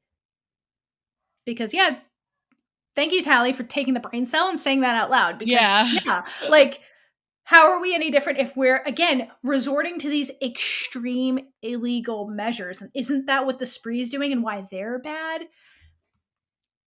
And I don't think Alder's ready to admit that that's what's happening, but she admits to the fact that, yes, I violated the rules, but I had no choice. There's always a choice. But, like, is that not how the spree can rationalize all the shit that they're doing? Like, thank you. Like, I love this conversation because I know there's so many layers. That's what the spree did. They're like, we were backed into a corner, and so we just started killing bitches because you gave us no choice. We've been trying to get out of this army shit for hundreds of years, and you're like, no, that's the rules, and the rules aren't changing, so fuck it. We're just killing bitches. Still tried to tell you guys this. Yeah, no, exactly. Like, that's why I love it. It's just so, like, they're like, no, we're not like them. Here's why. But the why is exactly like them. Exactly. They're not so different. No, it's like the label that Tally's fighting with soldier is the same label that the spree or the spree fight the label terrorist. So yes. Oh my god. Thank you for saying that. Yes, absolutely yes. And all this rationalization, I love it because this is what the spree is all about. If you knew what was at stake, Tally, you'd understand. I mean, isn't the spree doing this because what's at stake is them being enslaved and being killed off by all these wars? Like, again, you're not so different. To serve people that hate them anyway. Yep, exactly. So you've got soldier and murderer, and then you've got terrorist or freedom fighter. Yeah, no, 100 million %. That's exactly what's happening with these two groups. It's, very... Thanks, Elliot. This dialogue is awesome. Of course, because it's you that wrote it. But yeah, it's just... He leaves a lot of nuggets in everything he writes. I love it. And it just really goes to show you that it's perspective. All this like good versus evil, clinging to the good that we're doing. It's all about perspective and rationalizing these extreme actions. Because what Alder did was really fucked up with President Wade. But she's like, hey, I had no choice. You know, if you only knew what was at stake. And it's like, you still committed a war crime, Alder, of Yeah. like rules that you put in place. So yeah, like I love Tally saying that, like, how are we any different from the spree? This is literally what they're doing, and this is literally how they're rationalizing it. Like, come on now. So it's like Tally in her innocence is able to see the base of see the basics, where I think Alder's gotten a little lost in the woods of, I have to make all of these decisions, and I've made all of these decisions for 300 years. Yeah. Girl, retire and take a rest. Seriously, Alder deserves a break. Like, in general, like the poor thing. But go to a beach somewhere. Go to labor and pain. Not that beach. Go to like a beach that's named something nice, like rest and relaxation. Yeah, go to rest and relaxation beach. This sounds like The Sims. I'm sorry. It does. Oh my goodness.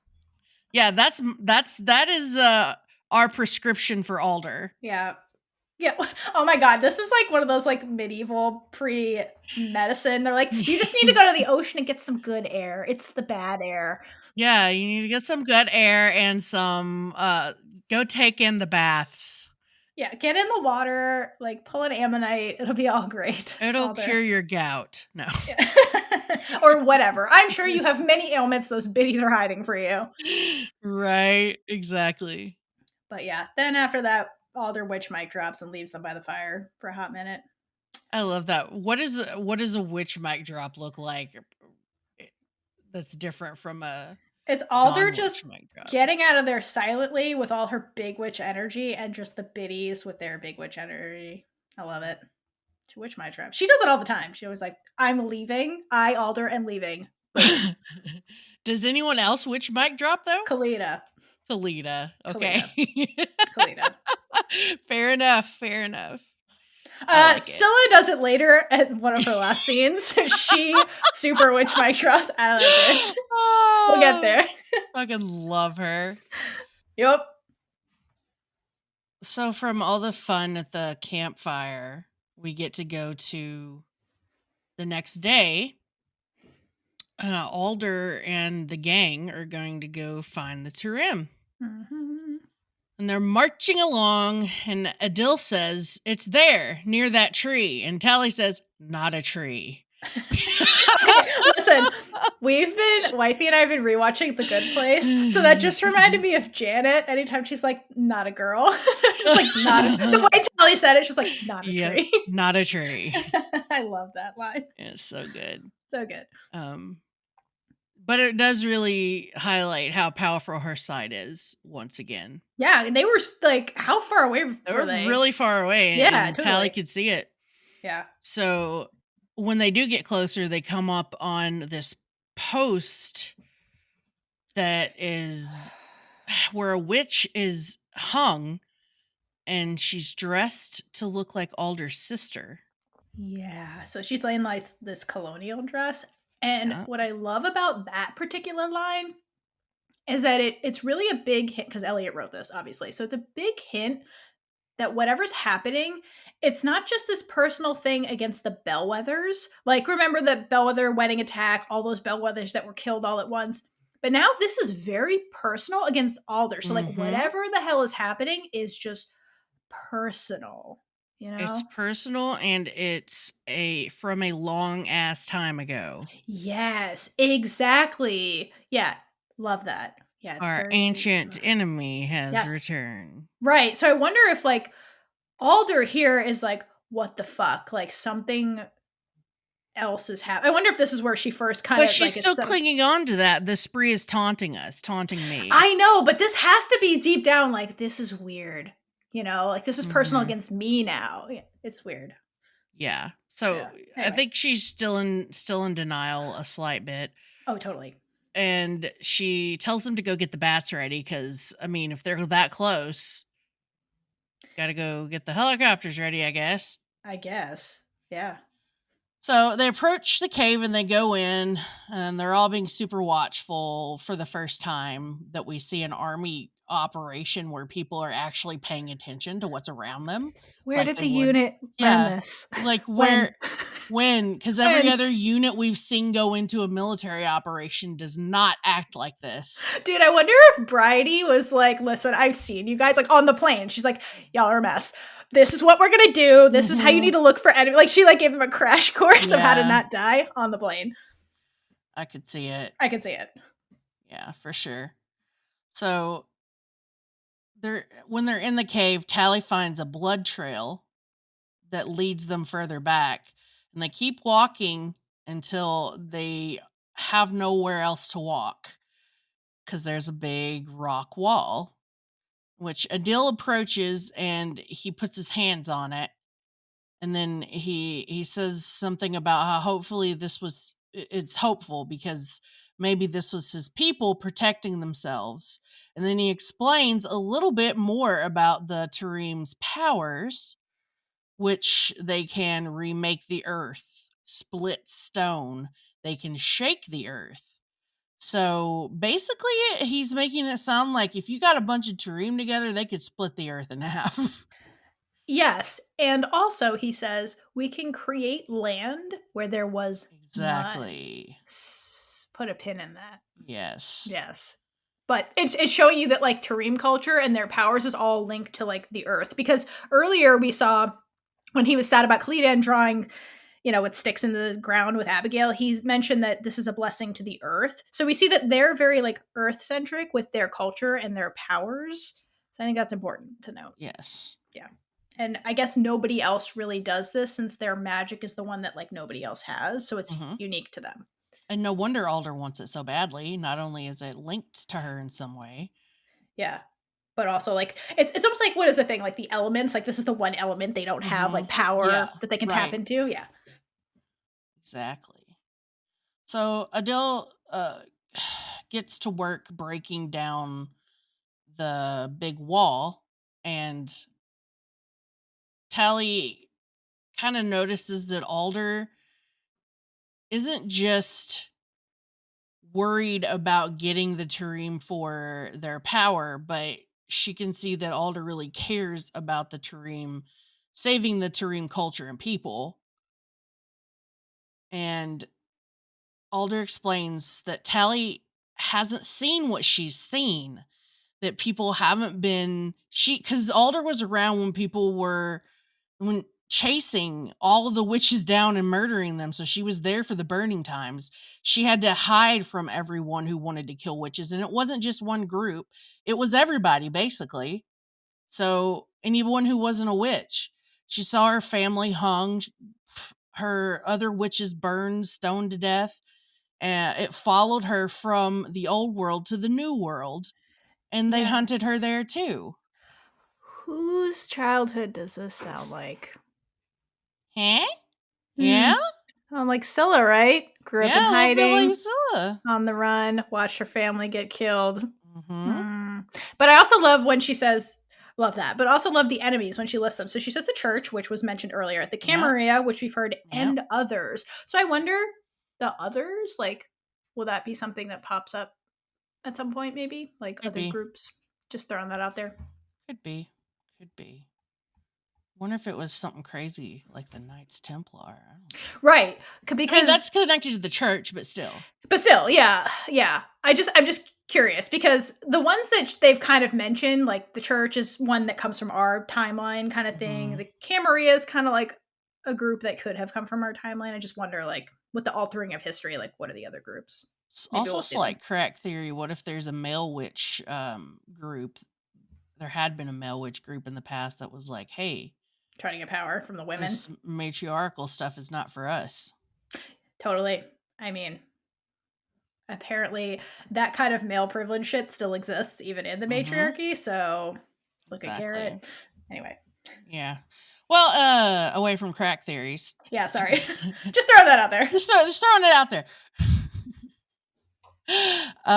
So Alder says that this is the Tarim in their songs are the last link to something she thought was gone forever.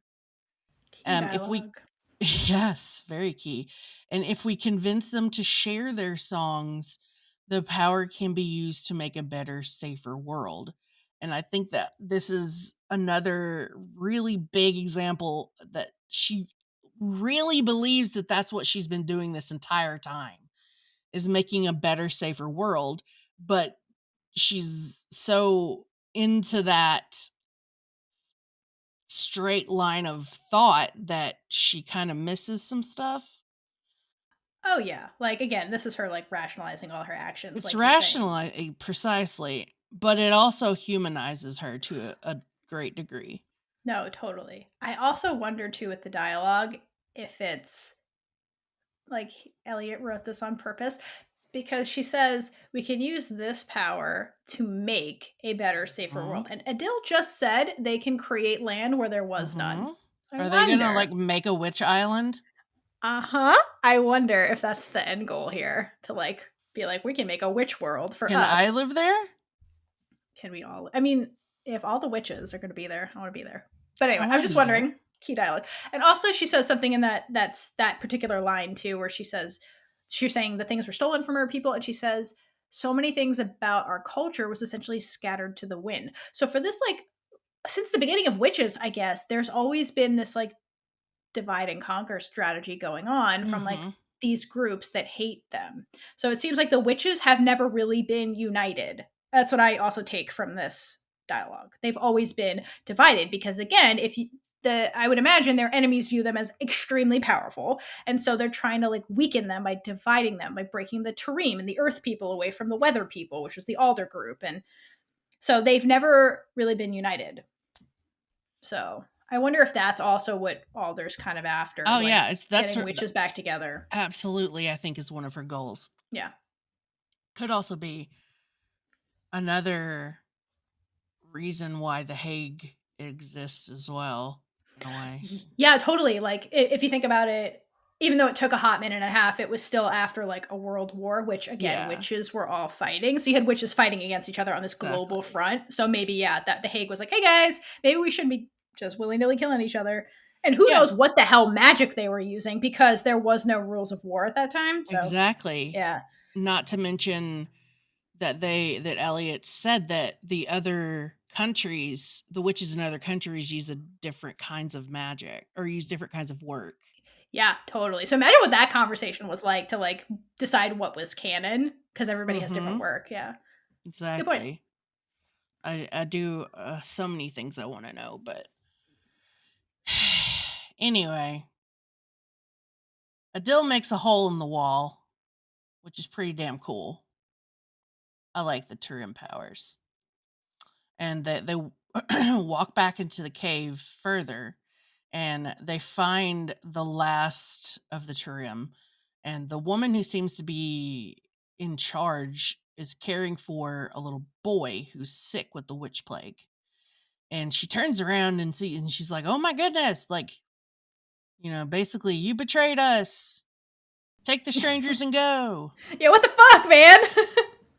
Just show up in here with all these people. We made that rock for a reason. Yeah, Adil, like, what the fuck? What the fuck, Adil? GTFO. We're trying to, but survive. Yeah. And of course, Alder has to step in and try to convince them. And I'm like, shut up. Yeah, just like, bitch, you are making this worse. Stop it. Shut up. Everybody knows who you are. They right. know what you want. You're not the person to freaking get them to do anything. No. But then Raylla steps forward to say, hey, while you guys are working this out, that boy is dying. So could we like focus? Yeah.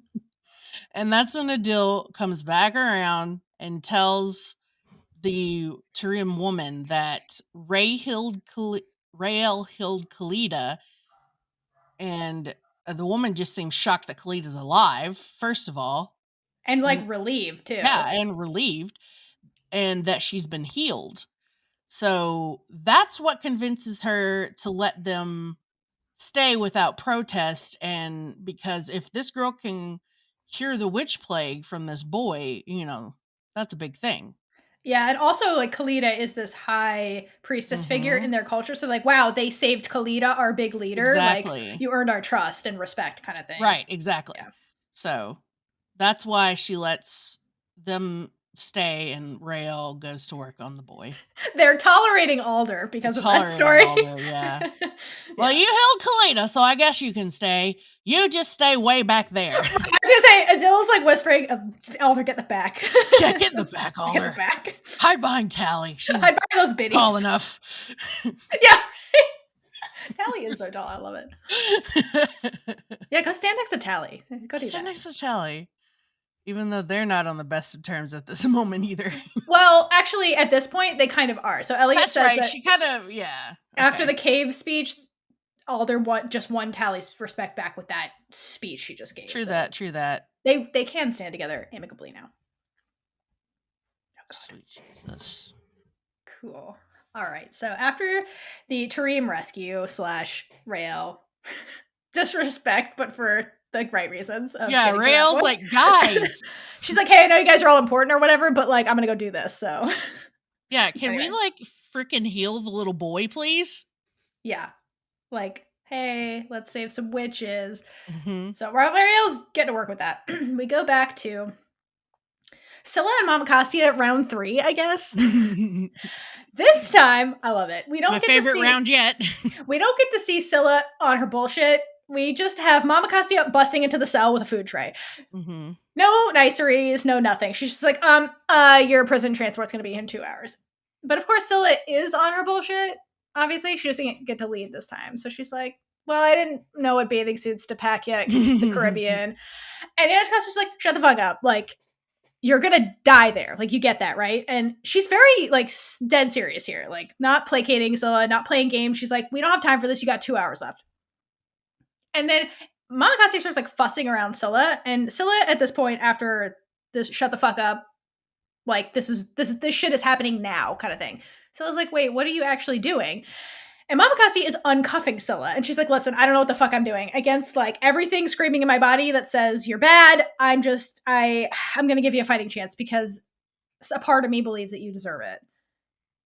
And at that point, she takes the silencing collar off Scylla, and Scylla, like, kind of rolls her neck and is like, wow, okay, you just uncollared me. That's big. And Anacostia is like, listen, don't make me wrong about this. Like, I'm giving you a chance. Don't prove me wrong. Like, and she kind of looks and she's like, listen, the place is crawling with guards.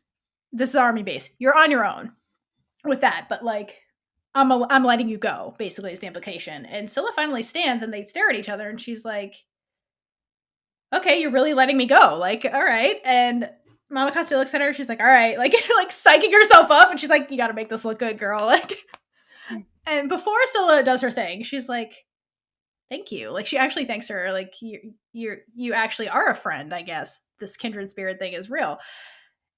And Anacostia proves that by handing her a lighter because she knows what she's going to do with it. But before she hands it completely over, she says, hold on to the part of you that's good. Like, showing Scylla that she's like, hey, me, like Raylla, we believe there's some good in you. Like, go prove us right, kind of thing. And I think this is a callback to Raylla because their music is playing in the background when she does this line. It is, because I wrote so Raylla and the love that she brought out of Scylla. And Anacostia gets that, and that's also the good part of Scylla, is that part of her. And Scylla realizes this isn't a trick and, like, takes the lighter. And then off screen, she knocks out Anacostia and cosplays her, and then Super Witch Mike drops out of the cell because it's like no emotion. She's just like, all right, I'm gonna get out of here and peace. Peace. And so Scylla Witch Mike drops out of the Necro Lab or the Necro Dungeon. Yeah. I wonder what Isadora kept in there before they kept Scylla in there. Yeah, for real. Like, because they don't seem to have a lot of prisoners. So I wonder, like, what experiments were happening in that dungeon. And was there a battle to convert this into a cell with Isadora? They're like, Isadora, you got to move the experiment. She's like, but it's the only room with the spotlights. Like, where else am I supposed to do this? And they have to have negotiation. sun lamps. Yeah, it was like some weird mushroom in the fake light experiment that she was having, and they had to like off-screen battle with Isadora to like get. They're like, but we have a prisoner. Isadora. I love our off-screen Isadora and her lab. There's not enough Isadora on screen, so Yeah, we have to make it up. We gotta talk about what she's doing when she's not on camera. Yeah, put some respect on Isadora. So after Scylla, which mic drops on out of there as Anacostia, which would get her past any guard, because who's going to question Anacostia? Yeah, the look on her face was like, don't ever fucking talk to me. So like, nobody's questioning her at all. Nobody's questioning her. She's going to walk right off base. Yeah. And I assume either walk or steal a car, whatever. Yeah. Yeah. Whatever. She's going to do Scylla things to get the fuck out of there. She's going to do Scylla things and get the hell out of there. Yeah. We know she can drive. We know that. Yeah. So maybe she steals a car.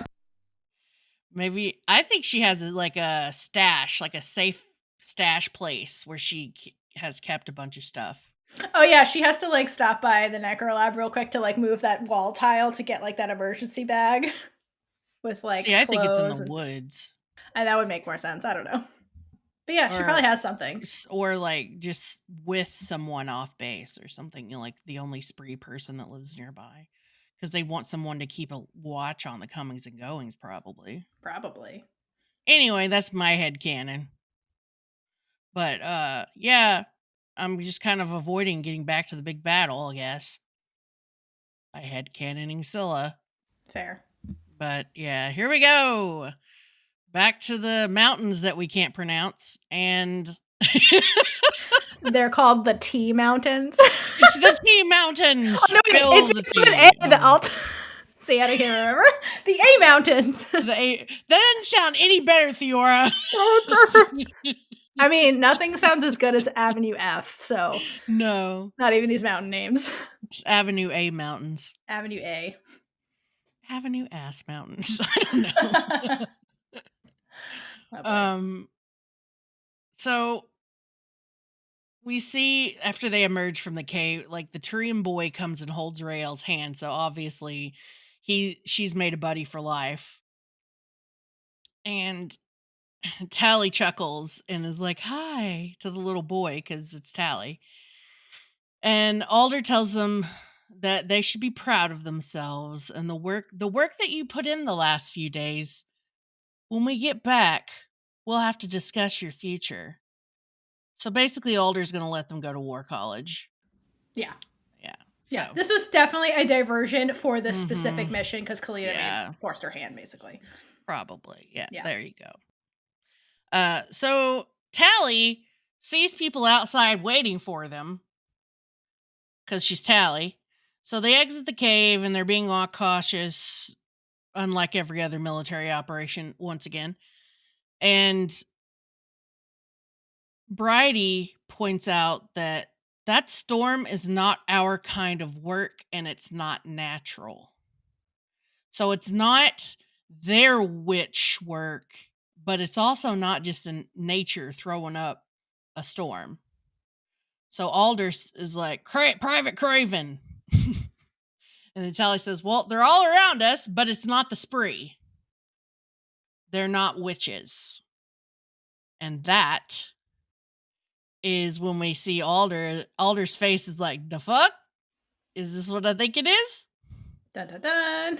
And then they notice that the bats aren't ready to go. All the pilots are gone. Uh-oh. Uh-oh.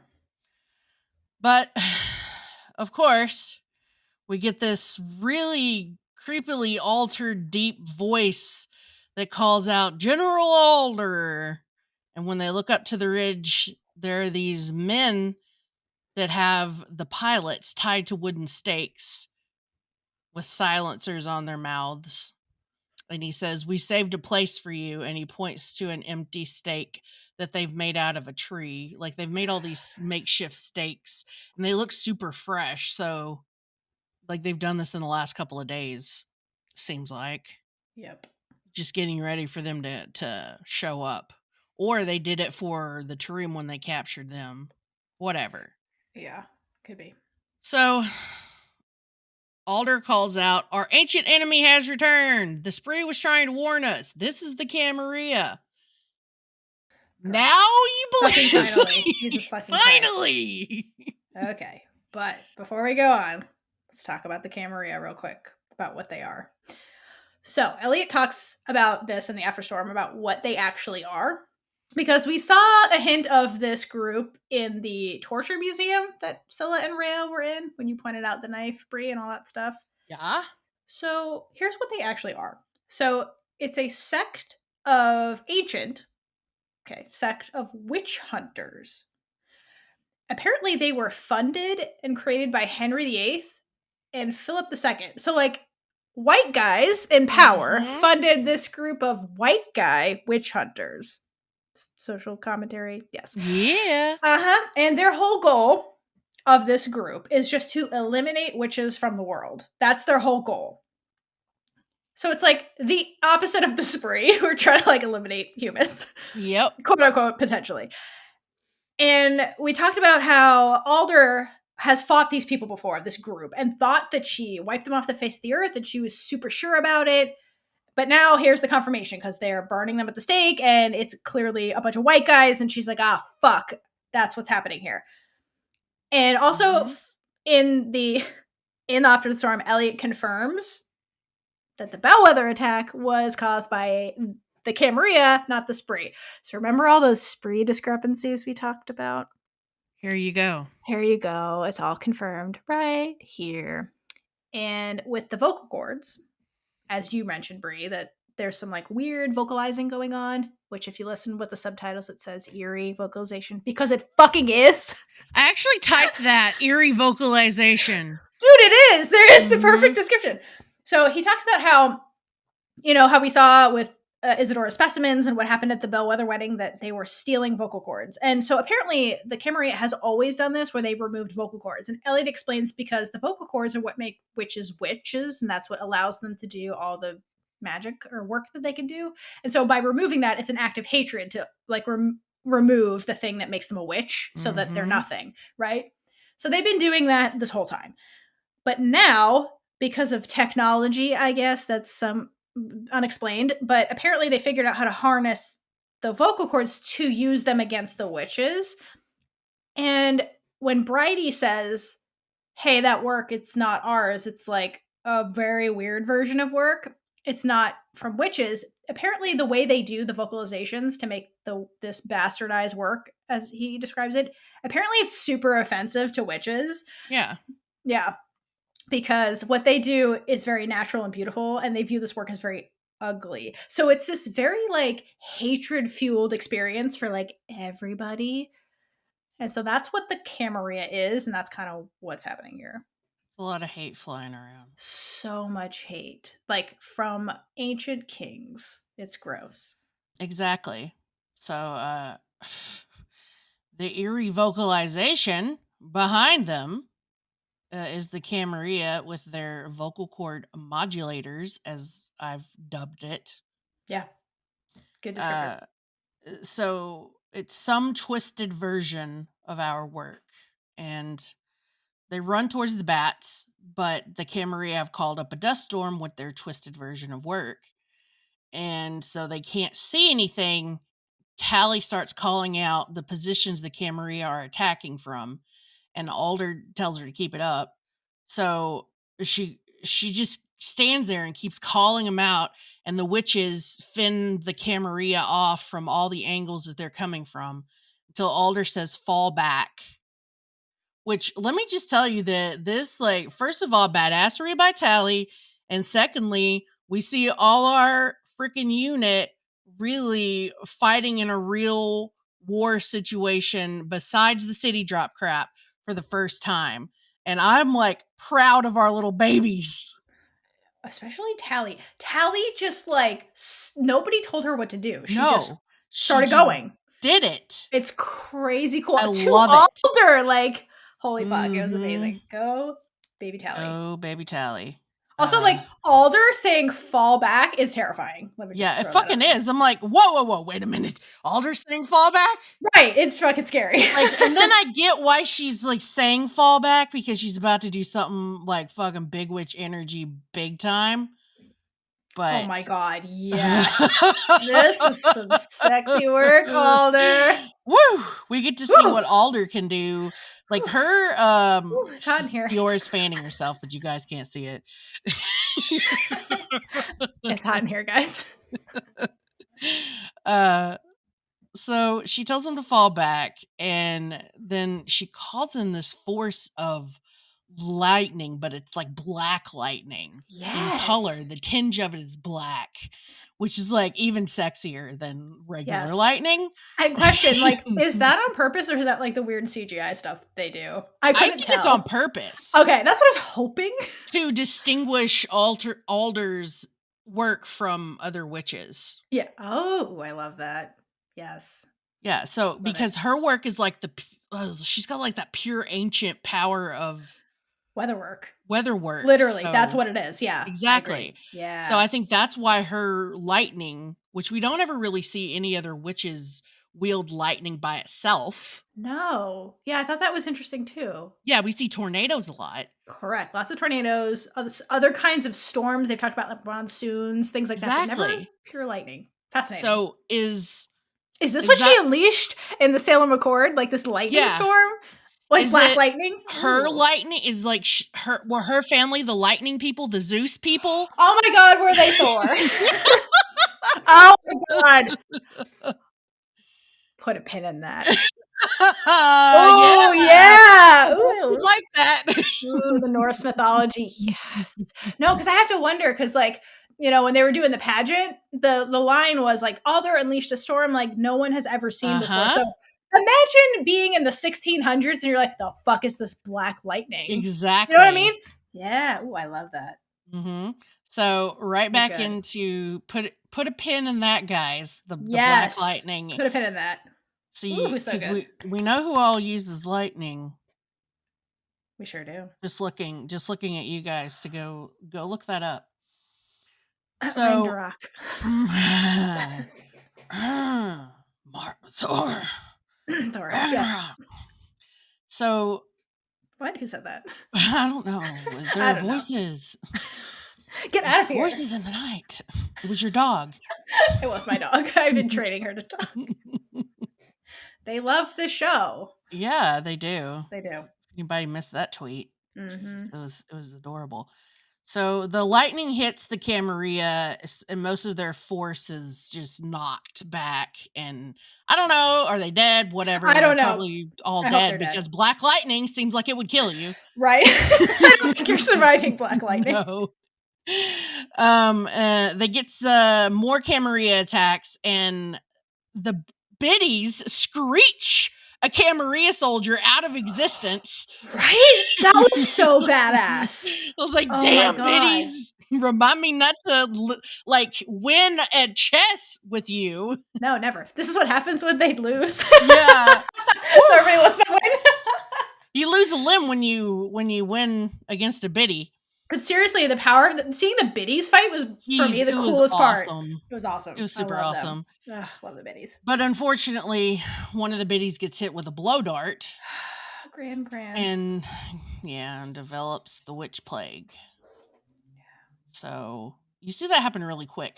They hit Alder too, but I don't think they hit Alder. They hit Gran, and then Alder, because she can feel what they're feeling. Oh, that's what happened. Okay, for some reason I thought I saw somebody do another dart. No. Then another biddy, the one with the scar on her face, gets attacked. Yeah, just differently, like through the back. Yeah, it just cuts, and then it cuts back to Alder, and Alder's already grabbing her face. Okay. Her neck, I feel you now. Yeah. So another biddy gets sliced in the back. Badass biddy. She is a badass biddy because she lives. This woman is badass. She lives. And then Alder is aging before our eyes. Like worse than at the Hague. Like she's already like white hair. It's crazy fast. Yeah. And Tally rushes in and kneels down next to her and is like, "Take me." And I'm like, "Tally, no!" Tally. Okay. No, Tally. Okay, I didn't know this until I watched the After the Storm, but apparently Elliot told Jess when they were filming the pilot that this was going to happen to Tally. You did. Why? And she's like, it's not going to be forever, right? But like, what a thing to learn about your character Uh-huh. immediately. Yep. Oh man, that's Tally for you. That is Tally. Self-sacrificing. She and Raylla are, well, all of them are, but But I mean, Tally just again wants to do what's right, you know. Mm-hmm. Love it. So Tally puts her hand on Alder, and then she looks back and nods to the other biddies, and they vocalize as everyone watches. Tally is bidified, and Alder returns to youth. What? How are they bidifying out in the frickin' middle of a battle? There's that. How did Tally know the process? They didn't watch Devin turn into a biddy. No. How did Tally know this? Oh, wait, did it say it in Reverie? I was going to say it's probably in Reverie or some class that they took. Could you imagine? Like, okay, so it's like one of those magazines that has like, well, how to become a biddy, and it like has the steps. It's like, but seriously, like Tally knew. She did exactly what Devin did in Life of a Biddy. Put her hand on Alder and then got bidified. There was no talking. Like, Tally knew. She even took her hand off of Alder at the exact point where Devin took her hand off of Alder. Yeah, exactly. Like, it was crazy. Like, I don't know. That was nuts. Tally just knew. Yeah. No, Tally has been, like, studying Alder for the entirety of her life. Yeah. This bitch knows how a biddy gets made. So, after Tally is bidified,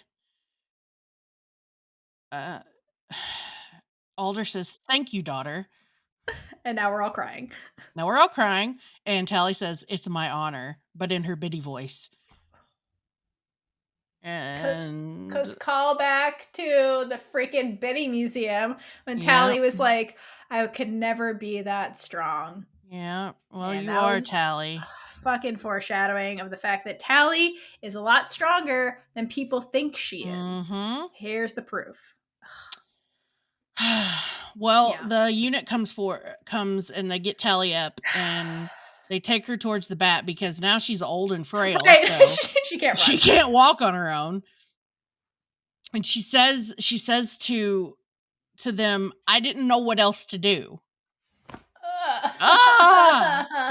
Stab me some more, please. Elliot. Hate you, but love you. I know. And Raylla says, "You did good, Tal." She did. Literally did good. Also, I love how nobody else helps the other biddies. I know. Like, the other biddies are old. They're old hat at being biddies. They're like, we're used to our biddy legs. It's fine. Yeah, exactly. Tally, on the other hand, is not used to having old limbs. Yeah, it's like learning how to walk, I'm sure, all over again. I'm sure it is. Your gait's different, yeah. Anyway. They get back to the bat, and unfortunately for everyone, the throwback to when Adil told Abigail that the bats are scary to the Tarim because they hear the helicopters and then death and destruction follow them. So the little boy, not only has he never had a good experience with a helicopter, he's also a little boy and is scared in general. So he jumps off the bat and starts running away, and Raylla, being his new BFF, jumps off after him, and then Abigail's like, the fuck? I can't leave you out there alone, and jumps off.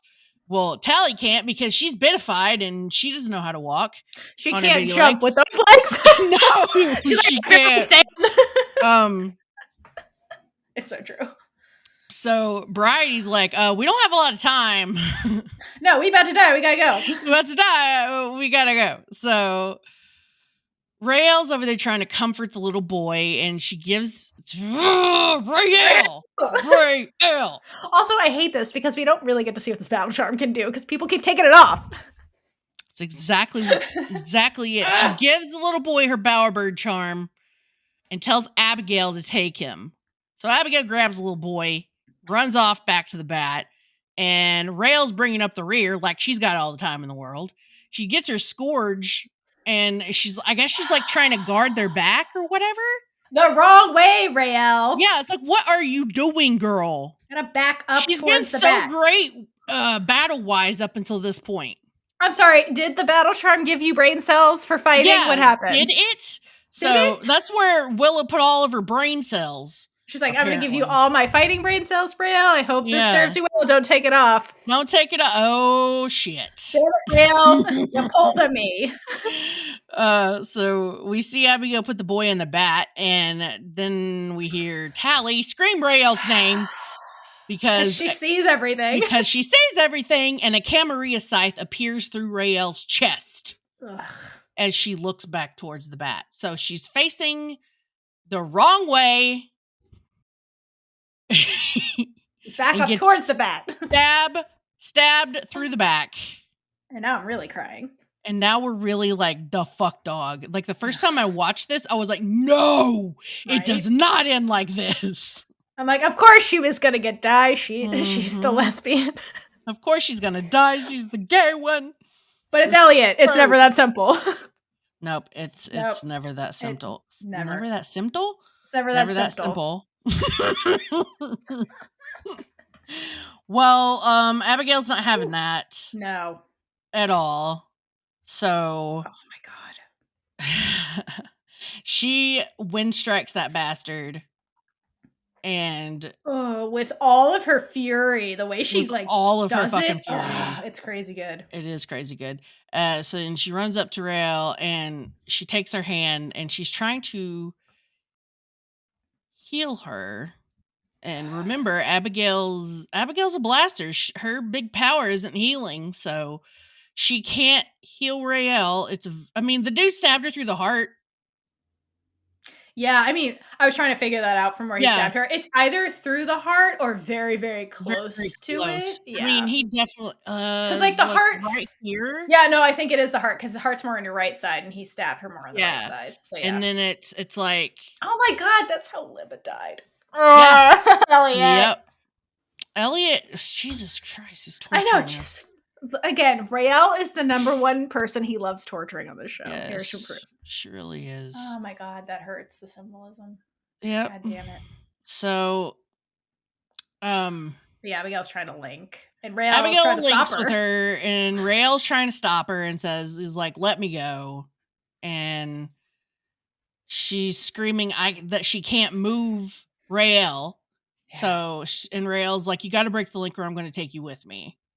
And then the Camarilla throws some kind of weird boomerang bomb that they haven't used up till now at the helicopter. What's that? Where the fuck did that come from? What the fuck was that?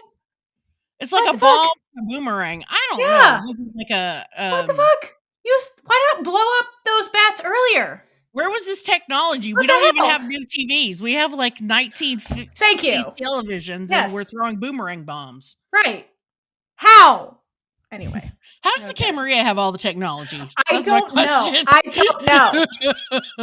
Here's the deal. They definitely have money because they've been funded by literal kings since the beginning. But like the technology gaps in this show is wild. Yeah, so wild. Yes, so wild. So Bridie once again is like, "Hey, we need to go." And Alder says, "Yeah, she's the best shoulder I've seen." Yes. And Alder's like, "Okay, go, go, go." And so they lift into the air, and Biddy Tally screams and sobs. Yes. We see Rael and Abigail holding hands, and there's this like beautiful shot of them from above, and they're facing each other as they're laying on the ground in this like super similar position. Rael's other hand is on her wound, and we are in Lesbian Jesus light. We really are. So point that out. Healing scene. And then the super duper cute sad part is when we get close, we get a close shot of them, and Rael says, "You always got to be the hero, huh, Bellwether?"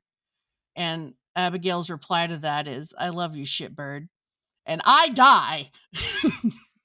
It's the third shitbird affection. I love them so much. Oh. Yeah, but again, it goes to the third shitbird. Take a drink, hydrate yourself for Lesbian Jesus. Yes, hydrate yourself. She's in the fucking light. Take like 5 drinks. But it goes to show you again, Abigail being able to really care about other people. Yeah, and Rael too, because Rael, when we first got Rael, she was very closed off to people. Yeah, and so this is a big deal for Rael too, to like make a connection like that. So not only did Raylla bring the good in Scylla out, Scylla brought the openness and the huge heart that Raylla has out. Yeah, and so that Raylla was able to connect with other people. And I think, yeah, I agree with you. I think that's a byproduct of Scylla coming into her life. Mm-hmm. So they all had this kind of positive effect on each other. And I just want to go back real quick. I know it hurts, but to Tally's scream. Because Why you hate me? Jess talks about it, and I think it's important. Because, again, I think it's important that this scream, because Tally's having this realization in that moment that she no longer is a part of her unit anymore. She, again, when Alder was dying, she was just like, save Alder. But Tally didn't realize the consequences of what that really mean. Her new unit is Alder and the Biddies. Mm-hmm. And up till this point, she was very much with Abigail and Raylla, and they were all on the same page that, like, we go into death with each other. Like, we are there for each other. And she can't do that anymore. So Tally lost her unit, and she can't go where they go anymore. And it's very sad. And so that's part of what that scream really is for Tally, that realization of her new reality. It's very sad, but lots of different angles to that whole experience for Tally. Totally. And for Abigail, like, she didn't have to do that, like, go after Raylla like that in that desperate situation, but she did. And even when Raylla's like, hey, I'm gonna kill you if you stay linked with me, Abigail's like, no, like, I'm ride or die. Like, we are ride or die. That's what's happening. It's very powerful for all of them, like, what's happening in that scene. Love it. After their little I love you, shitbird. I want that on a piece of merch. We get an even tighter shot of their hands clasped together, and a white light is inside of their hands, and a dark mist, which kind of looks like spores. Like witch plague. I don't know. Oh, witch plague spores. So we get this shot from above the bat, and it shows this huge explosion of black misty poor looking stuff. Yep. It shakes the bat, and everybody's like holding on for their dear life. But once they clear that settling black mist cloud, the helicopter gets steady again, and then they take off and go away, and we get this shot of their linked hands with the black specks floating, and then go back to Tally, and Tally's like, what was that? And Alder's like, I have no idea. And then they fly into the Jesus light. So, Alder, who's seen literally everything. Alder's seen everything the witch world has to offer, does not know what it is. Does not know. I love that. It's just like it's a new thing in the world. Yep. So on the ground, you see blankets of mushrooms form. And you got all these the black spory things floating around. And then we see Abigail and Raylla, who are walking in the cloud of black spore mist, dirty, holding hands, but they are alive. And as they walk, the mushroom blanket forms behind them. I wish you could all see the hand gestures that made this more dramatic. Yes, it's so dramatic. We're both hand gesturing over here. I don't know why we're Vanna Whiting this. Because this is so huge. It's so huge. That's why. Can we talk about this a little bit? Always. Alrighty. So, what the fuck is happening? So, Elliot kind of talks about it a little bit in After the Storm, so it's not really a spoiler because he spoiled it. But basically, remember when Raylla was in the Necrolab and Isadora was missing for some reason, and she went and talked to the mycelium and like touched it. Apparently, they exchanged DNA. Yeah. So they have an eternal link that happened here. So that's why we're seeing all this mushroom stuff. And I love this because it means they're not dead, first of all. But second of all, because it's very much like the life and death thing. So you have the white from the mycelium, because that's its main color. And then you have the black spores. So if we do like a color theory thing, the black is like death, right? Because mushrooms occupy the underworld, thanks to our little Necroscylla telling us that. And so you have this rebirthing thing happen because you have the spores. So a spore in a mushroom context is basically the seed of new life. And so you have these new life seeds, and then you're seeing evidence of that by these new mushrooms sprouting, like a sea of mushrooms along the ground when you have that aerial shot. But also a rebirth thing is you have Abigail and Raylla, who were literally on the brink of death, who are now very much alive, surrounded by the life and death, white and black of the mushroom. So it's that whole rebirth, birth of a new era, life and death kind of circle of life thing manifesting in this like big mushroom explosion thing. So it's super cool and super symbolic. And like Elliot's been planting seeds for this thing literally the whole season. So it's so cool the way he like led up to this. I love it. Very cool. Very cool. And we're going to find out more about all of this in the next season. Oh, yes. Very much. But like that's the power of life and death. Again, they create like a new birth kind of thing. That's the symbolism here. As a result, we get psychedelic mushrooms. There were so many kinds of mushrooms, like all colors. It was wild. It was wild. So many mushrooms. Yes. And last, I just want to make one last comment on that whole battle. There's a scene where Alder literally splits a dude in half. I know. Oh my god. Oh my god. Like I think it was a thunder. After she's yeah, I think it was with thunder too. Yeah, after Tally gets bitified and she's healed. Alder is young again. Yeah, the one Camarilla guy runs at her and she like splits that mother cracker in half. Like, oh my god, it was amazing. It was. Ooh. You just see him go in two directions. Yeah. But to see Alder like purely in action was so badass in this whole scene. I know, it's hot in here for you too, huh? It's so good. I love it. That's one of my favorite parts of the battle. It's just warrior seeing Alder, women, man. Seeing Alder go all Wonder Woman on these people is badass. You only see her in her office all the time or walking around being the general, and now we get to see her do what she does best. I mean that stuff's all great too, but this was I love it. And you're like, us. I get it. She's badass. It's so cool. Yeah, very cool. All right. Any other comments on the big battle? No, I have a huge... I'm curious to see if we both pick up the same thing in this next scene, so... We shall see. Alrighty. So, we leave this big epic mushroom battle and go to Scylla, who's very suspiciously walking down the street. Suburban America, just a girl walking down the street with her hand in her pocket. Yeah, who's like looking over her shoulder every 5 seconds. And Scylla's in civilian clothes. There is the hand in the pocket sighting, as you just said. And her outfit is just the gayest, and I love it. So I have to comment on the outfit. She's wearing this very oversized green jacket with the sleeves cuffed, a yellow shirt with like a white undershirt, and then the jeans that are also cuffed because big bi energy Scylla just has to. Such a big bi energy, and yes, and she has a little shell necklace. So there's a lot going on with her clothes. And so I think the colors are pretty significant with what she's wearing. So she's wearing blue jeans, which is like her color. She's wearing yellow shirt, which is Raylla's color. And also yellow also means like hope and optimism. So I think Scylla's like, hey, I'm free. This is a good thing. So I think she's in an optimistic state of mind. And then the jacket's green, which is a combination of blue and yellow, which is like the Raylla Scylla color. So I think all of her colors are pretty significant. And then the shell, again, is back to that whole last time I felt safe was when I was at the beach. So I think Scylla feels good about where she's at right now since like Anacostia let her go. And she's walking along the street and stops in front of a particular house and approaches somebody sitting on the porch and recites that spree phrase. The way over is under.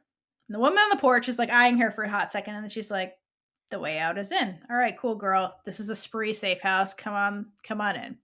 Then as Scylla's walking in the house, this jogger passes by and stops very suspiciously in front of the house and is like heaving and breathing like she's just run a marathon. And it's Anacostia, who lingers for a very long time in front of this house. And so you're like, all right, we get it. Anacostia lets Scylla go because she's commented before, hey, maybe we could use her for spree intel. And that's kind of what Anacostia is doing. She tailed her to the spree house and she's like, cool. Now I have something to watch for next season. So that's what's happening there. Scylla then walks into the house, and if you watch with the subtitles, it says country music's playing. So where does country music normally play? In the South? In the session? Exactly. So, all right, clue number 1. Then she walks through the house, and there's like, you get the sense that this is a safe house. There's like a couple of random guys just kind of like hanging out in chairs, reading books. There's some dude playing with a tiny umbrella, like a drink umbrella. Yeah, what the fuck was he doing? That was so creepy. He stares at her real creepily too. Yo, it's so creepy. Why was he doing that? It was so creepy. He's like the one creeper in the Spree safe house. He is. Why do men keep acting creepy around Scylla is my question, but whatever. She's freaking Scylla. Yeah, I guess she attracts creepy men. Sure. No, she attracts everyone, including the creepy men. Yeah, but it was weird. He was already in the house, though. He didn't know she was going to be there. Yeah. But that was weird. So, like, Spree safe house, there's people just chilling, and there's a guard at the door.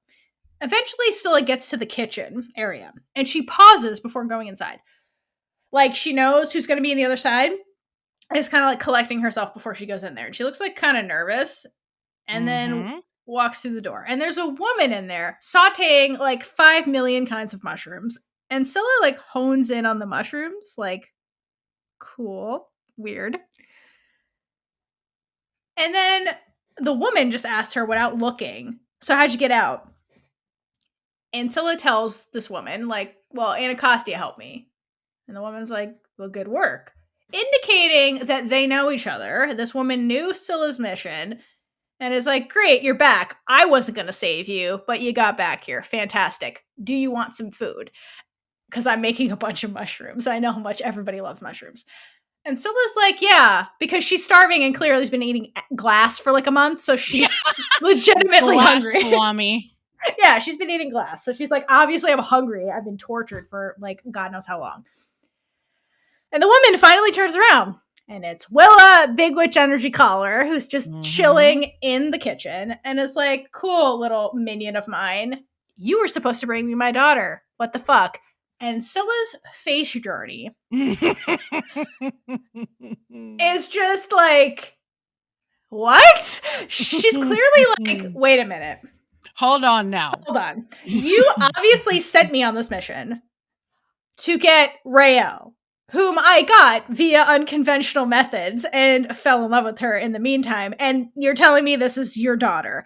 Great. Like, oh, fuck. Like, her face is just like, oh, fuck. For so many reasons. One, there's the what did you see component. Two, there's the through that two-way mirror. I don't have your daughter. Yep. So I failed. And like, fuck. Poor Scylla. And then God. I fell in love with my boss's daughter. Yeah. And then the show rudely ends with that fucking witch bomb of great Willa Collar was alive this whole fucking time. Yep. So Willa Collar was alive. The whole time. Pulling Scylla strings. Was doing her daughter and not completing her mission of getting Willa her daughter. Okay. I have a little something to add. Because you mentioned the country music. Well, my crazy ass went and looked up the song. Nice. What was it? So it's Gone to Stay by Freakwater. It came out in 1995 because I was like, this sounds like some classic country stuff. So that's what made me look it up. So it's from 1995. Wait. So that's a key that it's at least 1995 in this world. Exactly. So there's that. Nice.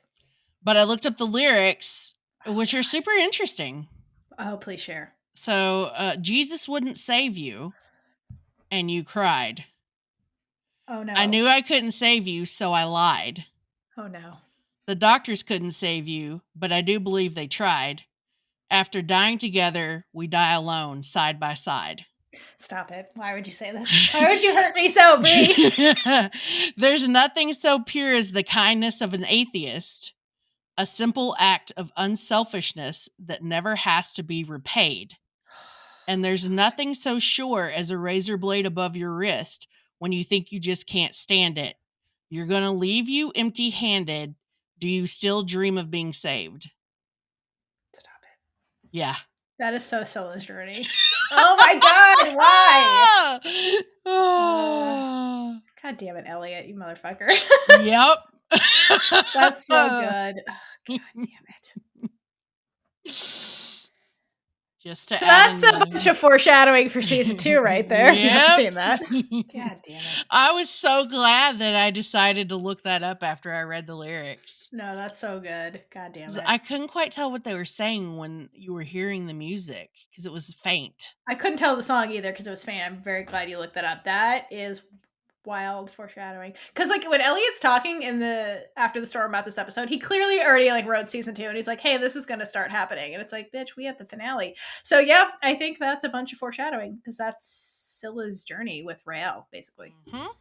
God damn it. That was good. Yep.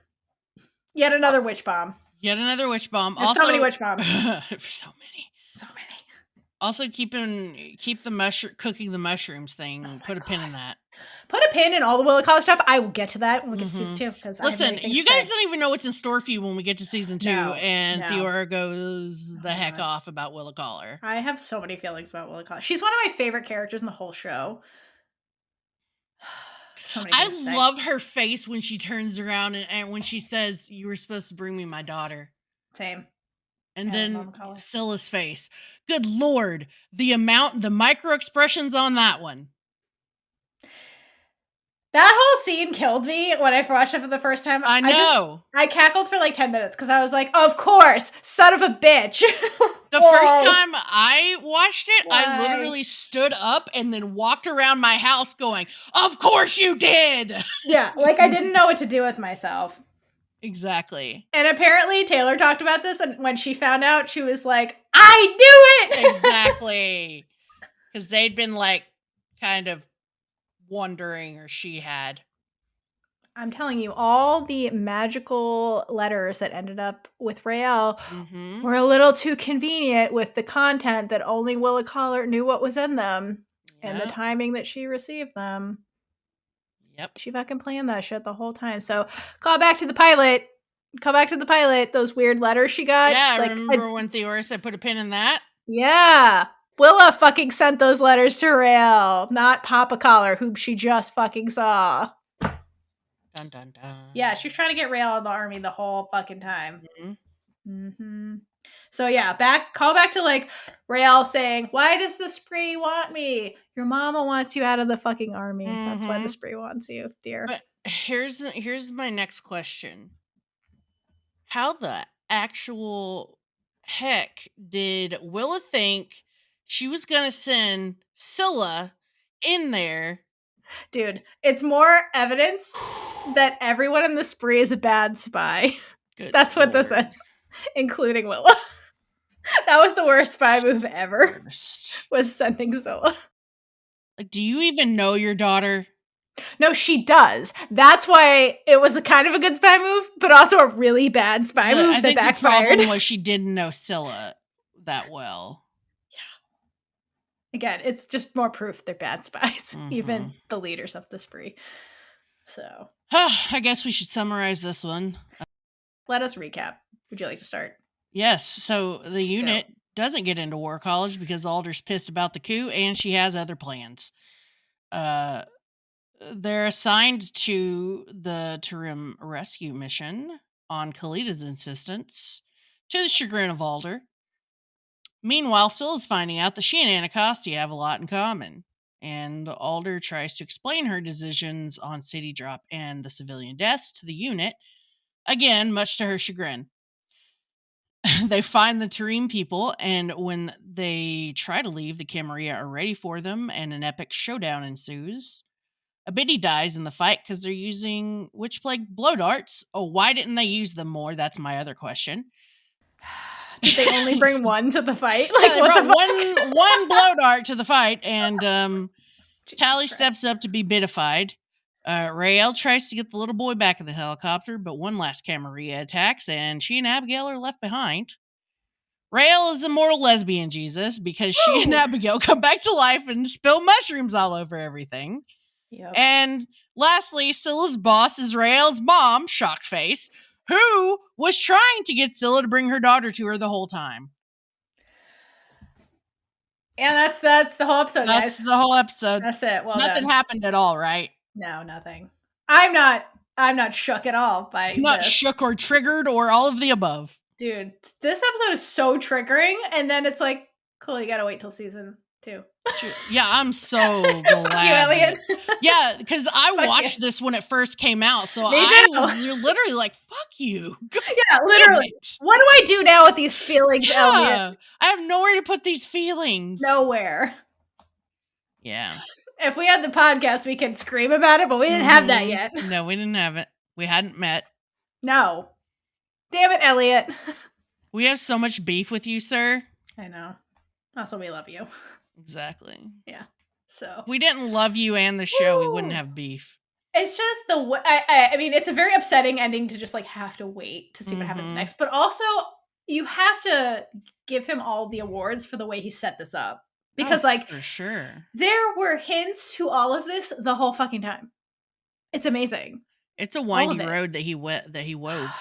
Yeah, like he knew what was gonna happen. Like, it clearly wasn't one of those shows where he's like they're like making it up as they go along. Like, he was like, no, there's an end goal for all of these characters, and this is the end goal, so let's get them there when they wrote it. And it shows. It was so well thought out, and that's one of the things personally I love most about the show. Like, so yeah, yeah. He has that main backbone of this is where the characters are going and everything, and then they just fill in the blanks in a way. Yeah, because like he knew from the pilot Tally was going to be a biddy. Like, when they didn't even write the whole season yet. Like, he's like, this is where this character's headed. Let's get him there. Like, it's just, and it shows in everything that like they were setting this all up for this big, long kind of story, and it's so awesome. And I just have to keep saying it because it's so unique. This isn't something that happens with television shows that aren't based on a book series where it's all already laid out for you. Like, it's incredible. I do like that they didn't know that they were going to do the Willa collar thing right at the beginning. That kind of was like oh, hey, well, we could do this. And then. Yeah. And now I'm mad. And now well, not mad because I love Willa. Anyway, who's your Big Witch Energy Award going to? I wonder if we're going to be the same. Tally! Yes! Tally, baby! We're the same again! Woo! I mean, come on now.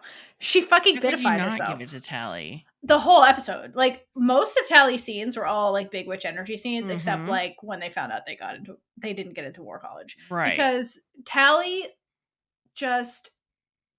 the whole time, like, dishes her feelings. She's very, like, honest and confident about how she feels and how this is wrong, and, like, confronts Alder on multiple occasions, which I don't think is a position Alder's normally in, especially obviously with a cadet, but with, like, people in general, you know? People don't, like, go toe-to-toe with her. No, like, we saw in past episodes, like, not even Anacostia, her number 2, does this. Like, Anacostia, you saw her being very reserved when she got, like, teetered along the precipice of pushing Alder. But Tally's just like, no, and just does it. Because, you know, it's Tally. She just, when she has a backbone, she's got all the Big Witch energy in the world. And she speaks to Alder like they're equals. Yes. No, she really does, before they're even linked through the biddy thing, which I think is very significant for Tally. And then when it came down to the wire, when it came down to the greater good in Tally's eyes, when it came to saving Alder, Tally did it without hesitation. Yep. And that's the biggest witch energy move ever. Plus her sight, her sight ability in this, her knower abilities in this whole episode. It literally saved everyone's asses, yes. She saved everyone. Everyone. I'm honestly surprised, though. The one thing that surprises me a little bit with her seeing or knowing is that she didn't see the Tarim behind the stone. Like, I'm kind of surprised. Like, you know, when they were in the cave, like, I'm a little surprised she's not like, hey, somebody else is here. Maybe that work was a little too... Yeah, maybe outside her, like, abilities at this time. But yeah, that's the one thing that surprised me about Tally. But Tally just literally saw the witch from 100 miles away when they thought it was a tree, saw the Camarilla since they landed. Like, Tally has so much Big Witch energy, and she's one of those characters like Scylla where you underestimate her, but she really can deliver at the end of the day. So yeah, at the end of the day, she's the one that saves everyone's ass. Yeah, and there's so many runner-ups in this episode. Like, put a pin in that whole Scylla and Tally saving everyone's ass. Yeah, seriously. But honestly, there's a lot of runners up in this episode. I feel like everybody had a lot of big witch energy, but like Tally had the most in this episode. Yeah. So yeah, we agree. Tally is just a badass in this episode. She really is. Frickin' hey. She has those episodes where you just kind of are like, oh, Tally's being Tally. And then Tally pulls it out and is just the best, the strongest. Yeah, it's kind of like business Tally. Like the whole time she's just business. Like she puts her shit aside as much as she can. She's still emotional because it's Tally, but like she is business Tally. You're right. It's business Tally. She gets shit done. Like at the end of the day, she's like, "Hey, people are coming left, right." Like nobody tells Tally what to do. She goes into this just like let's get it done mode. Almost. You can see that in the facial expression that Jess uses. It's just like focused. Yes, yeah, that's it. It's like this hyper focus of like we're in this. Let's do it. And I love that phase when she's concentrating so hard. Yes. It's like she's not looking at anything because she's looking at everything. Yes, that's so true. It's so true. Yeah, so Tally Craven, baby. Big Witch Energy Award. I love some Tally. Da-da-da. Da-da-da. Thanks for sticking with us. Yeah, thanks for making it literally all the way through season 1 with us. It's been quite a journey. And I hope you guys learned a little bit, like gained a new perspective about season 1. I know I did. We've talked about this a little bit, particularly with Abigail. It was kind of the big one for me. Yeah, same. But there's just so much going on in these episodes. So hopefully this was helpful in a way. Mm-hmm. And if there's anything we missed before we like go off into like our season 1 recap / spec and all kinds of stuff, like let us know if there's something we missed that you want us to talk about or comment on more for season 1. Like let us know before we get into the episode. Yeah. Cool. That's all I got to say. Got anything? Me too. No, I'm good. All right, guys. Well, until next time. We'll see you later. And with that, we've been Big Witch Energy. If you like this episode, check out all of our other episodes right here on YouTube. Please like, comment below, and subscribe for more amazing content. Hydrate for Lesbian Jesus.